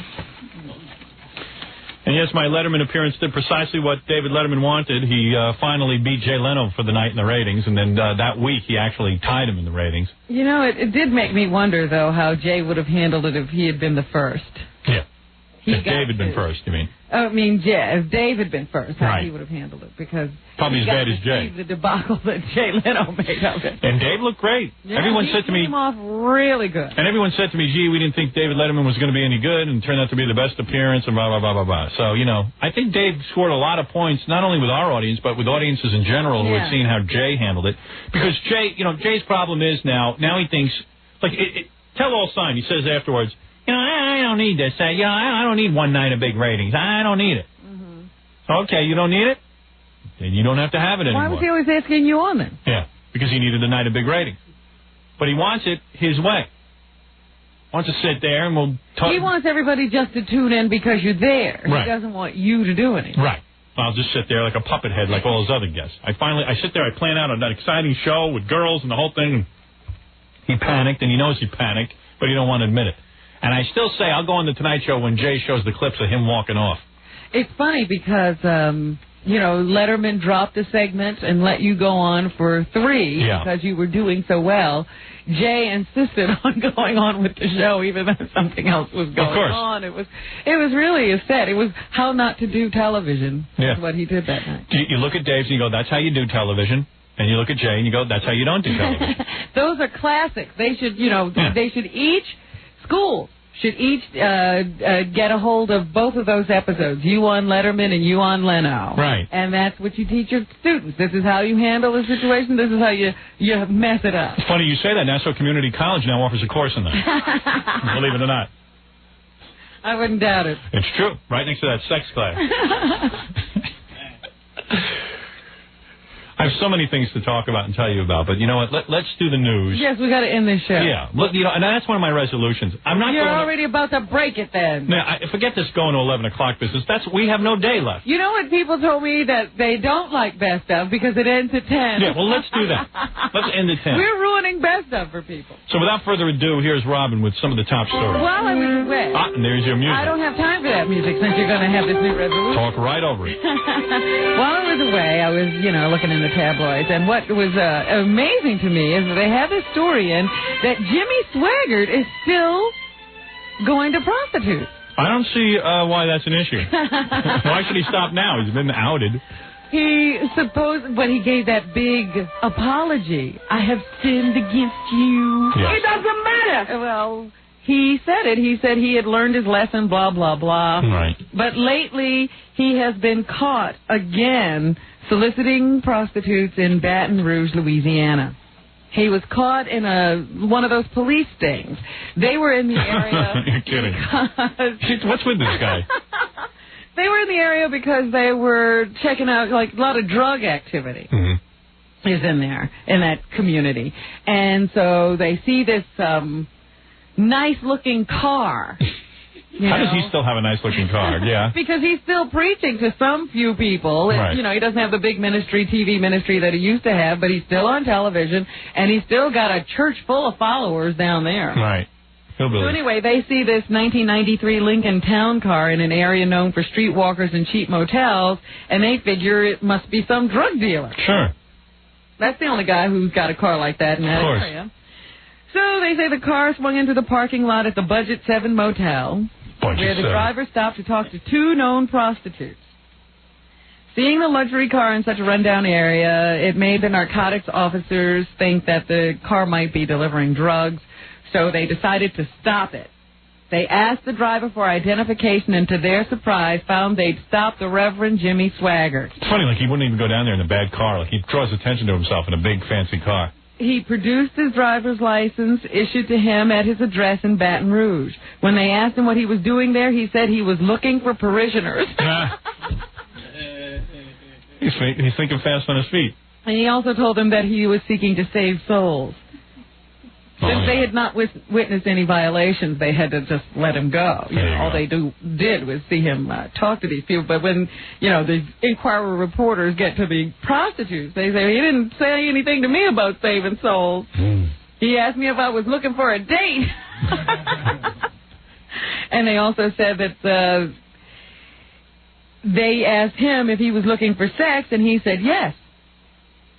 Does he still have the charade of the wife and the whole... yeah, everybody's still together. Right. He says that he told him he had $50, and let's go to the motel room right here. There you go. The next thing, police cars drove up, and that ended that whole shebang. But $50, they must be really good-looking girls. You should see, I'm going to show you these pictures. Baton Rouge needs to import some new prostitutes. He better enter the scores contest. Because these women are hurting. No kidding. One of the women, they say, is a 25-year-old named Peggy Lipton, and she says she's seen him there before and knows of other girls he's picked up, and they say he's very kinky. Yes. He likes perverted things done to him. He brings vegetables and other things with him in a shopping bag. What does he do with them? Does he, like, with his butt? We got to find Peggy Lipton and ask her what she knew. She used to be on Mod Squad, I know that. One other girl named Angelique showed... Wasn't that the girl's name on Mod Squad, Peggy Lipton? Yeah. Yeah, I guess it's a different one. I think so. Angelique says she has a picture of herself with Jimmy Swaggart. He's smiling happily at the camera, wearing a purple negligee. And he takes pictures, no less. You know that's going to be evidence. Hey, now. The manager of the trailer park in the area said that he saw Swaggart being questioned on December 12th. And he says he's got to be crazy picking up hookers in that area. He's sure that some of them must have AIDS. Of course. Of course. Did they see Timmy? What? Did they see Timmy? Oh, your cat, Jackie? Yeah.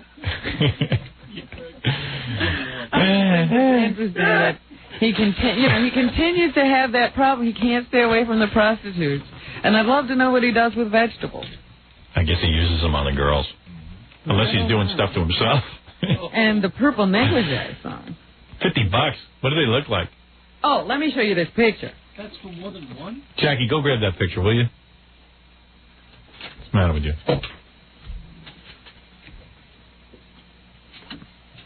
Let me see. Oh! Oh, Oh, always right. Oh, my God. Oh, oh!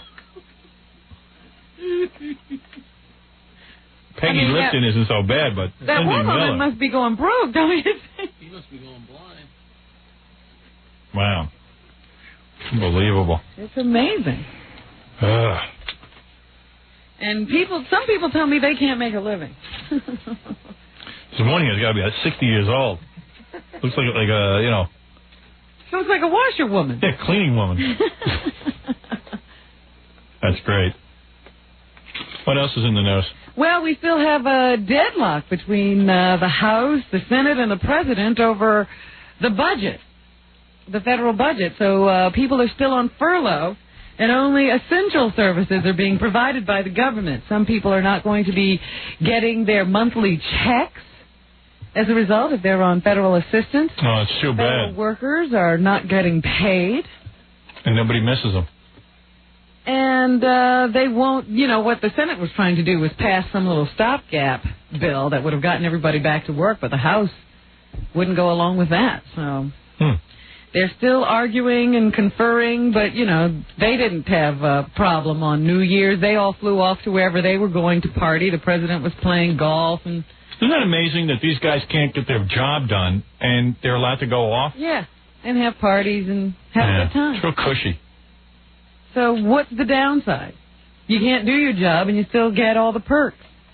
The government's got to be run like a private company.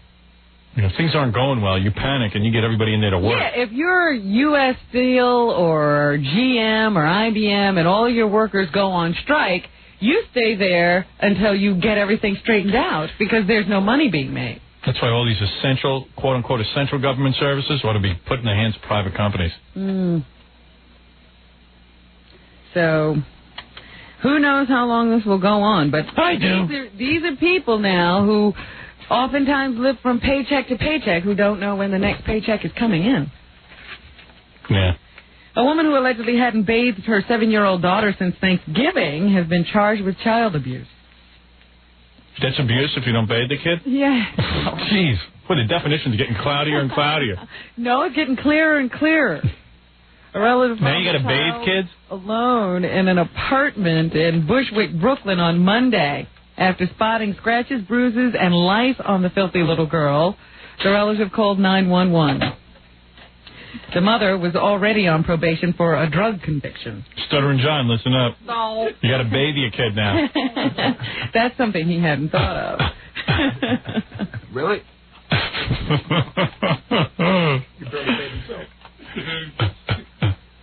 Prosecutors have now accused mom of scratching her daughter with her fingernails and smoking crack cocaine in front of her. The mother also hadn't bathed the girl since late in November. The child was treated at the hospital and released to the custody of relatives. Wow. A judge found an escaped mental patient who allegedly stabbed a young girl with a hypodermic needle unfit to stand trial. You remember this case. They were on the subway, and this guy jabbed this little, I think the girl was about 6. He jabbed her with a needle. Hypodermic needle. So now he's unfit to stand trial. He was fit to run around on the subway. Of course. So that's a mockery of justice. He's unfit to stand trial. He's very fit. They say the little girl is still greatly affected by this. She still has nightmares. She tested negative, of course, for HIV, and they didn't find any on the needle, but they still can't test the assailant. He will be free to run around again. Guarantee it. The family, the attorney, anyway, for the little girl will ask once again that the suspect be tested for HIV. Now, the next time he does this, when they let him go, maybe the next time he will give somebody HIV. Well, remember, they don't let this one go. He just keeps escaping, and nobody goes to find him. They're still having problems. There's this Whitewater investigation that's been going on forever in Congress. And while we were away, there were a bunch of arguments as to whether the president had to turn over documents. And they were claiming attorney-client privilege and a whole bunch of other things. They should turn over everything. Finally, they decided they would give over the papers. And now the question is, what is Hillary Clinton going to do? Because her name keeps coming up in all of this stuff. And now her lawyer says that the First Lady will answer questions submitted to her by the Resolution Trust Corporation if she can. Even O.J. called me over the vacation and said Clinton is obviously guilty. This is another case where, the White House once again gets dragged in, and now we have questions as to whether she and her partners in her law firm she worked at when she was in Arkansas did anything wrong or not, and so now she's going to be questioned in that case, too. They're wondering if they're going to bring her in to testify before that Senate committee investigating Whitewater. Oh, please. But, once you get into office, all you do is answer questions about what you did before. Well, that's the problem now. It used to be you would really go after a president like Nixon or something if he did something while he was in office. This is a guy, you're digging now so far back. Yeah, what are you going to do? I mean, you got to have a president who can function. Look, I mean... Or what you're saying here is that we just sort of it is a given that we don't have anybody... Right. Who can could stand up under this kind of scrutiny. Except for me. They've all done something before they got to office. So let's wipe the slate clean once they get in. And if you find a guy like me who is honest, who doesn't have any dirty slate, who'd want me as president? That's the problem. So there you go. You see, if the guys you got who are good, there's no way you'd want them. Oh, goodness. All right, what else, Rob? Did you watch any of the football games? Football seems to be like a big deal, and I know nothing about it. I'll tell you what happened. I saw all these football games on the last couple of days. And a lot of them are college games that I really have no interest in. And I have no idea what's going on. I sat down and I said, I better watch these games because I should be well informed. Uh-huh. And I said, wait a second. I'm going to spend 5 hours now in front of the set staring at these games. And I'm going to have... My life is not going to change one bit if I see these games or not. I'm going to ignore all games. Yes. I know if my brother-in-law had been in town, you would have watched. I would have watched because he would explain to me, this is Florida versus Florida State, and it's a very important game, and whatever it is, I don't know, whatever these games are. The Cornhuskers played the Gators yesterday. Yeah. That was the only game out of any bowl game that had any meaning whatsoever. How'd you get to watch the game? Did you have to watch I stayed up till about 10. Did you? No, it started at 8 last night. Oh, so you were allowed to watch? Well, I had to go to bed to do work. And your son was in bed? Yeah, he goes to bed at 7:30. So your wife let you watch?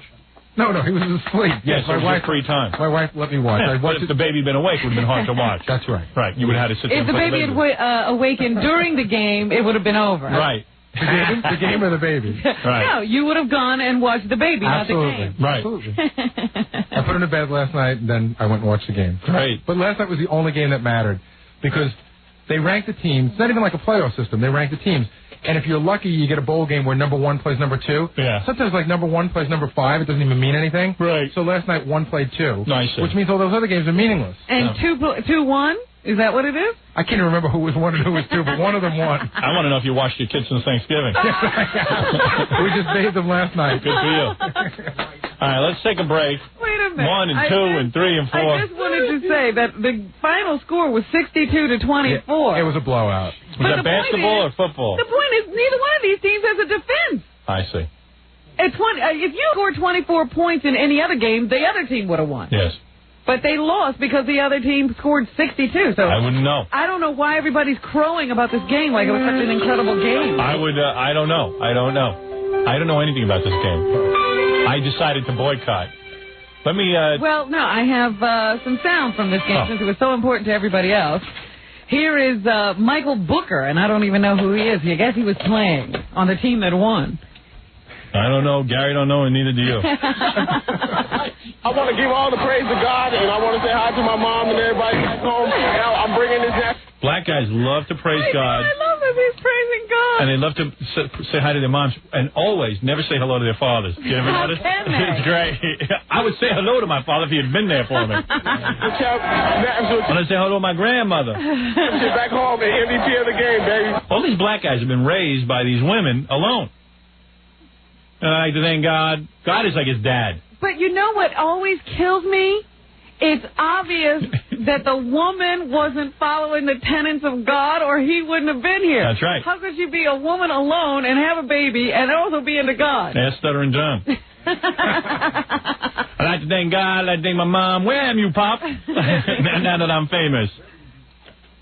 And the one black dad who stayed around was Robbins, and that was some favor he did. She was only hoping to get him out of the house. He could have left. Oh, boy. If he had left, you wouldn't have had a book. That's right. All right, let's take a break. We'll be back right after this. Then we got the coach of the team that You lost. don't want to take a break, do you? No, I don't. Well, I am understand. sorry. All right, here we go. This is the coach of who? Yeah. Of the Gators. The Gators. We did not come to the ballpark to play the best we could, and I'm embarrassed about that. As coaches, we did a lousy job somehow or another, but we were outmatched. All right. You didn't thank God or his No, dad? because he lost. All right. That's white guys. Never thanking God. If he had God in his mind, do you think he would have won? Of course. Well, let's take a break now, Robin. Now we can take And then we'll come back and wrap up the news right after these words. You're listening to The Howard Stern Show. You're listening to The Howard Stern Show. Thank you. Howard Stern. Yeah. Thank you. All right.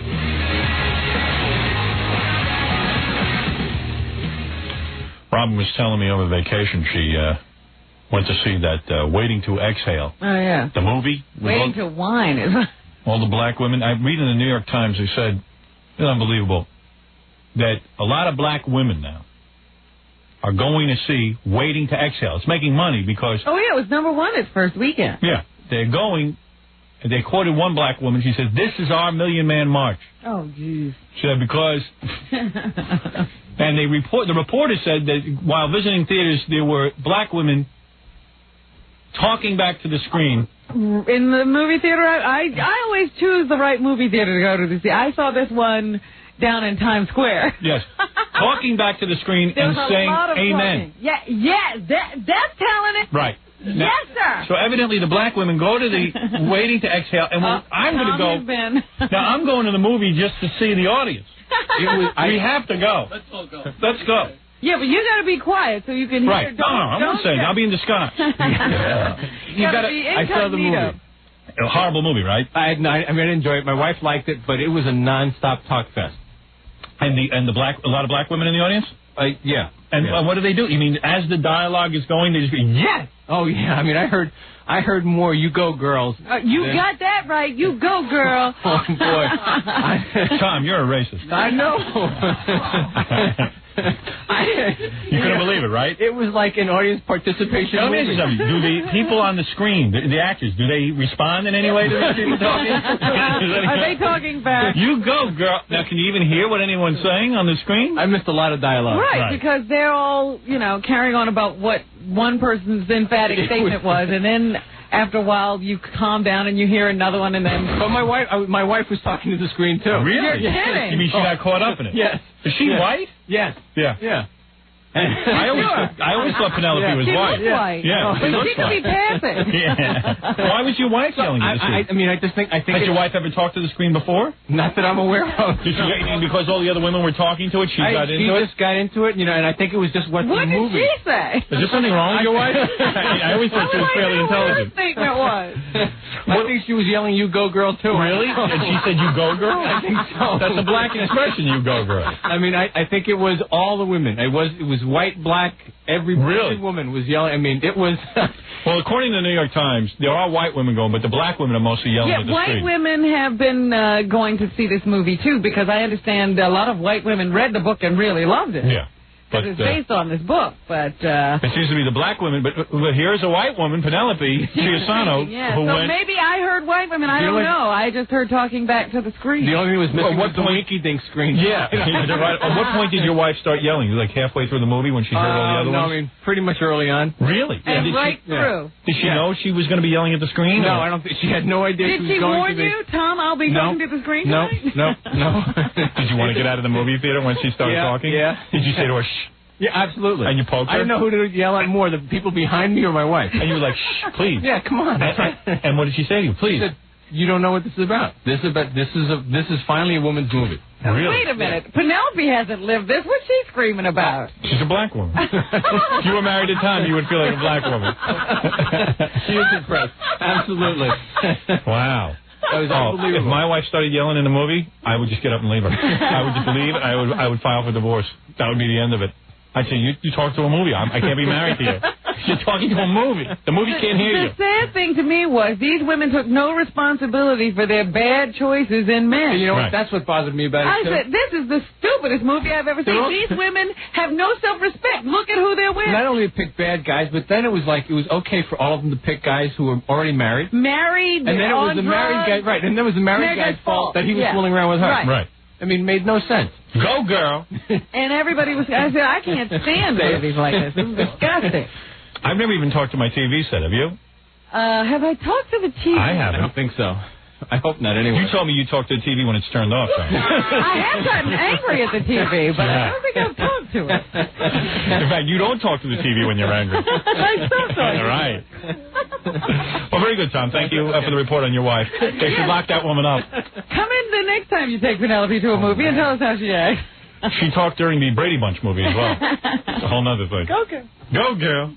Go, Cindy. It was almost like a church service. You know how you We gotta go. play the Farrakhan thing and the yes sir and the amen? That's what it was like. Yeah, that's what I heard. A lot of amens it said in the article in the Times. Amen. Mm-hmm. Amen. You know, and the guy in the Times, instead of saying, hey, listen, this is a horrible thing that these women are doing. They go to the movies, paying customers are there. Everyone wants to hear the film. And they're going to sit there and scream at the movie. Right. Yes, sir. I wondered when somebody was going to jump up and testify. Did you hear this? It's going to be really cool if we all dressed up as black women and went and started screaming at the screen. Go, girl. Yeah. You tell him. Yeah. Don't go there. Wow. If I hear one more person say, don't go there, I want to kill myself. That's like so overused. Right? Don't go there. Don't go there. There's your mama talking. Don't go there. You don't want to go there. You don't want to go there. Why not? I'm going there, baby. What are you going to do about it? Well, anyway, and the other, you said Nixon was a bad movie, too? Nixon is horrible. I don't know what Oliver Stone is up to, but somebody got to take his film credits away from him. Take the camera away from him. Yeah, he can no longer make a film. You know all that crazy, wacky camera work he did in Natural Born Killers? Still up to that. Yeah, and this is supposed to be a story about a real person. Yeah. So, you know, he got 1 minute Nixon's in color, the next minute he's in black and white, 1 minute, you know, he's okay, the next minute his speech is slurred. I don't know what is going on. I don't know whether Nixon is real or a fake person. I don't know. Right. And Anthony Hopkins makes the worst mix-up. Why would you get a British guy to be Nixon? Why? Why can't people tap David Fry for this kind of work?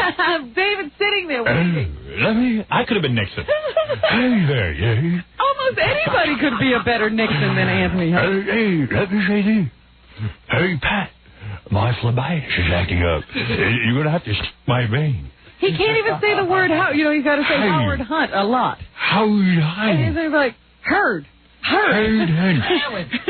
Howard Hunt. Hello there, I'm Richard Nixon. Oh, you bloody bastard. What you gonna do about it? What the hell's the Watergate? I didn't tell the bastard to be in the Watergate. It rides the kite. Governor. And that, you know, that tangent of his to say that everybody's responsible for the Kennedy assassinations comes popping up. Yeah, I heard all that, yeah. I'm out of here. I just got up and walked out. Did you? Yeah. Yeah, my dad went to see it. He's like a real, you know, Nixon fanatic. Uh-huh. And he says he liked it. My mother hated it.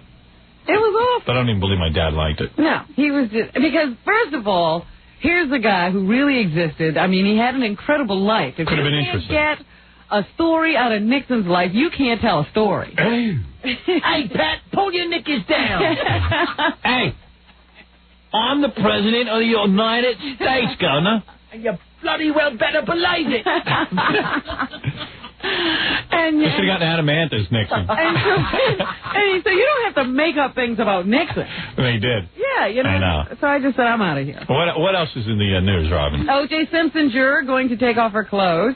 Tracy Hampton, after denying it, is going to be appearing in Playboy. In the buff, they say there's full frontal nudity. All right. Oh, yeah. Very little left for the imagination. It's quite sexy and provocative. Yeah, she's pretty hot. I saw her on the news. And she'll also tell what it was like to be on the O.J. jury before being booted off 4 months after. Thank God. and being rushed to the hospital right after they let her go. I guess she'll tell us all about that, too. Wow. Oh, Judge Ito had her right. Does she get like Judge Ito in her lap? Like, or, Judge Ito look-alike. That would be great. Yeah, be good. Coming out from under his robes or something. Is there some sort of party for all the O.J. jurors? Johnny Cochran threw a Christmas party for the O.J. jurors, and there was a videotaped message from O.J. Oh, man. I also understand that O.J. had some trouble Christmas shopping. He wanted a couple of exclusive Beverly Hills stores to close down and let him do his own Christmas shopping, and they refused. Learn your lesson, O.J. Yeah, go figure. No, he keeps knocking on those doors. He's a guy, he says, if you knock on enough doors, one of them will open. I would love to come shopping in your store after hours. I would love to. Come shopping. You got to get a package for the Goldmans. Yeah, what did you get them for Christmas? Yeah. By the way, O.J. is still looking for the killer of his wife in Goldman. Really? Yeah. How do you know? Because he was out golfing again. He seems to have narrowed it down on the golf course. The guy was a golfer. Evidently. He was a golfer. This is where he has conducted the search. Yeah, well, where else should he conduct a search? Remember the DJ out in Phoenix we were talking about a while back? We used to work on the same station as this woman, Carla Fox. Yeah, she was on our show. Yes. As a matter of fact, she conducted the press conference. When we went into Phoenix and did a press conference, she was the one who was, working there with the press. She was the program director. Mm-hmm. Well, she apparently had some little problem. We had announced before that her car, a Ford Explorer, killed a jaywalking pedestrian. And then somehow left the scene. And no one knew if she was driving, and she sort of was not cooperating with the investigation. But now they say during a 3-hour period one night last month, Carla Fox drank at least 2 glasses of wine and part of a margarita before her Ford Explorer slammed into a jaywalking pedestrian. And Gary said that she came up with a real good alibi. Yeah. You tell me how it happened. What her alibi is? Well, it's not an alibi. It's an excuse, really. See, lawyers come up with these excuses, by the way. The Red General, that's why lawyer and liar is so close. I don't know about this particular situation. Maybe this one wasn't a liar, but, a lot of times the lawyers will help you come up with an excuse. That's why they're so great. That's why I could never be a lawyer. I'm too honest. Let me think. Okay, she has narcolepsy and therefore fell asleep. No, let me think. I'll tell you what. Okay, Rational. All right. After she hit the person, she was afraid to get out of the car and help them because if she got out of the car, the person could have killed her. No, it hasn't. How did this accident occur? Okay. This is what we're trying to get The person who was walking was trying to commit suicide and jumped in front of the car. No, see, you would never be any good at this. No, I'm not. I'm not good at it. Your imagination is too vivid. No, she says that the phone in her car had fallen off the cradle. Mm-hmm. Now, what would you do when you were driving if your car phone fell off its cradle? I would stop looking at the road and bend down and pick it up and crash into people. There's what happened. There you go. She was bending down to pick it up and saw a flash or something, but didn't know what had happened. Oh, so she never even saw the person. So she never even knew she hit anybody. She just kept driving. She was bending down to pick up the phone. When it all happened. But if was she loaded when she... I told you she had 2 glasses of wine and part of a margarita, according to her. But since they didn't find her for days after, there's no blood alcohol test. Is the phone back on the hook? But I got to tell you, her boyfriend told the same story. Oh, really? So, I mean, he was in the car, too? With a few additional details. So, you mean he bent over and picked up the phone, too? After plucking the phone from the floor, as she came up, she looked or said she saw something. That's what he said. Oh, I see. She did have one other excuse, too, Robin. What was that? Well, it's towards the end of the article, but I swear, like a lawyer, I'm going to sit you down and say, okay, tell me everything that ever happened in your life, ever. Maybe it's this other article. And she apparently she had some eye surgery some years ago that left her with a blind spot. Oh. So what's she driving for? How'd she see the phone? It sees phones, that blind spot, not people. Wow. so drinking wouldn't impair her at all. Well, I don't know if you know what? It sounds to me like she came up with that excuse on her own. I don't think any lawyer helped her. That one isn't that good. Phone on the cradle thing. When she did see the damage on the front of her car, she said, "Oh, I must have hit a garbage can." Yeah. So this must be a pretty wide blind spot. There's always blood on the windshield after you hit a garbage pail. No, you want to hear something really gross? I read in one of the articles. She said, "You must have hit something. You must have hit a garbage pail." She thought she saw some chicken in the grill, like a piece of chicken in the grill, but it ended up being two of the guy's fingers and some human tissue. Oh, really? Yes, human tissue, including two of the guy's fingers.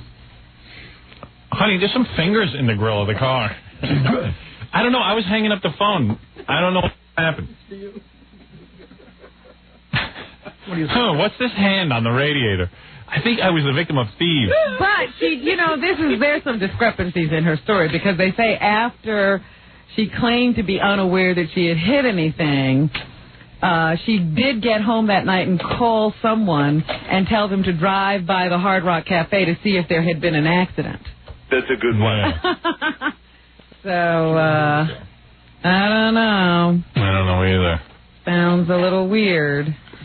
She only weighs 120 pounds, drank and ate chips and fruit at the cafe. How come people can drink and eat and still weigh 120 pounds? That's the fascinating part of the story. Everyone's drinking and eating chips. I eat one chip, I weigh 5 billion pounds. And they had worked out together earlier at a nearby gym. Well, that's how they do it. So, there you go.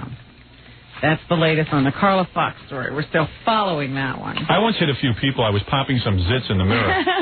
And I didn't know I did it. You thought you saw something. Yeah, I thought the smear all over my windshield was the zit. Oh, goodness. I thought I hit a gusher.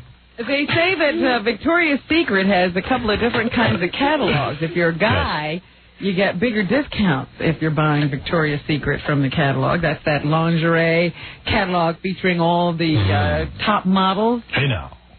A woman named Denise Katzman said in court papers she received a catalog in a shared mailbox at her Manhattan office last month. Her catalog offered a $10 discount on purchases over $75, while another catalog sent to a man with a higher income held out a $25 price break. That's good, Denise. Now ruin it for everybody. So now she's suing. Yeah, what she should have done is gotten a hold of the guy's thing, ordered from his, and get a 25. He said, now, what Fredericks of Hollywood will do. There's going to be no. So there'll be no discount. That's good. That's like, I remember when I was in college, they used to have something called a student fare. Yeah. Student fare meant you could take the airline for like $20 and fly to Boston. It was unbelievable. And like a regular guy would have to pay $125 for the shuttle. Uh-huh. So all the businessmen got peeved. They were like, how come these students pay $20 and we pay $125? It's not fair. And we're going to sue. Same seat. So you know what they did? They raised everybody's fare to $125, and these businessmen forgot they have kids who are going to go to college, and now they're all paying $125 for their kids to fly in the shuttle. Student fare. Dopes. Yeah, good. Yeah, make everything equal. It was a nice thought. It was good, for students. They could then fly. Yeah, but at least that was for the people who needed the break. The women are making less money, and according to this woman, they're getting less of a discount and getting charged more on the bras. Yeah, so order your bras through the man's catalog. Use your head. Come on, now no one will get a discount. That's funny. Victoria's Secret in trouble. When will the women shut up? Finally. Oh, and another note to that new father out there, John. Stuttering John announced he's getting married, and he's already got his girlfriend pregnant for He's going to be a father. A new study suggests a link between women who drink while they're pregnant and leukemia in their babies. Was his girlfriend drinking? I hope have no idea, but it's a good word of warning. Word of warning, because this study dealt with the last 6 months of the pregnancy, not the first 3. They always thought drinking in the first 3 months could cause problems. You know what's funny? What? Fred says to me during a commercial, I don't know one guy who ended up getting his girlfriend pregnant and staying married. Yeah. Never works. Of course not. Within 2 years. Still married because your girlfriend's pregnant. Just thought I'd throw that. Thank you. On top of the alcohol story. Study with the University of Minnesota shows babies born to women who drank alcohol during the last 6 months of pregnancy were 10 times more likely to develop leukemia during infancy. All right, well, I'm glad you issued that warning, Robin. Yeah, there are a lot of things to consider when you're having a baby. Yeah, but I'm not giving up drinking. The man can drink, right? How does she know she wasn't drinking during conception? Oh, she'd have to be drunk to have sex with John. Have to be on heroin. No, I believe that the two of them are very happy and not drinking or doing heroin. Thank you. I'm not saying they're doing anything where they're happy or sad, but a lot of times, you know, you have a few cocktails and then you fall into bed. Yeah, I don't think that's what they're talking about, Robin. They're talking about during the pregnancy. No, I'm just saying conception. Oh, I'm sure there's a whole story. Who knows? Who knows what went on that night? Nor do we want to know. Germany has finally declared a National Day of Remembrance for the victims of the Nazi Holocaust. Really? Yeah. Oh, there you go. President Ramon Herzog. Ramon? Or man, I don't know what his name is. Roman. Yes? Ramon Herzog says that January 27th has been chosen to mark the day of the liberation of the Auschwitz concentration camp 51 years ago. All right, January 27th, everybody. Mark that on your calendar. They're finally willing to admit that millions of people were persecuted, tortured, and murdered by the Nazi regime. OJ just called. He says, why are you admitting to that? Deny. By the way, thousands of dead Jews are now going, oh, that's terrific. Thank you. He says that remembrance must not end. To that end, Herzog said the National Day of Remembrance must remind future generations to be vigilant. Watch the Germans will turn that into some sort of Nazi Mardi Gras. Anything else, Robin? And in Calcutta, Howard, a tiger killed one man and mauled another at the Calcutta Zoo yesterday when they tried to put garland around its neck for celebration. That's funny. People treat these animals like they've got human traits. Yeah, like the tiger cared about New Year. Yeah. Tiger don't want a garland around his neck. Prakash Tiwari, the dead man, yes. and his friend had been drinking when they bought the garlands and crossed the moat around the tiger's enclosure. Of course. It's drinking. I was shocked to see the two men weaving about in front of a tiger with garlands in their hands. This was over in India? Yes. Can you imagine two drunken men trying to more drunken put a Indians. garland around the neck of a tiger?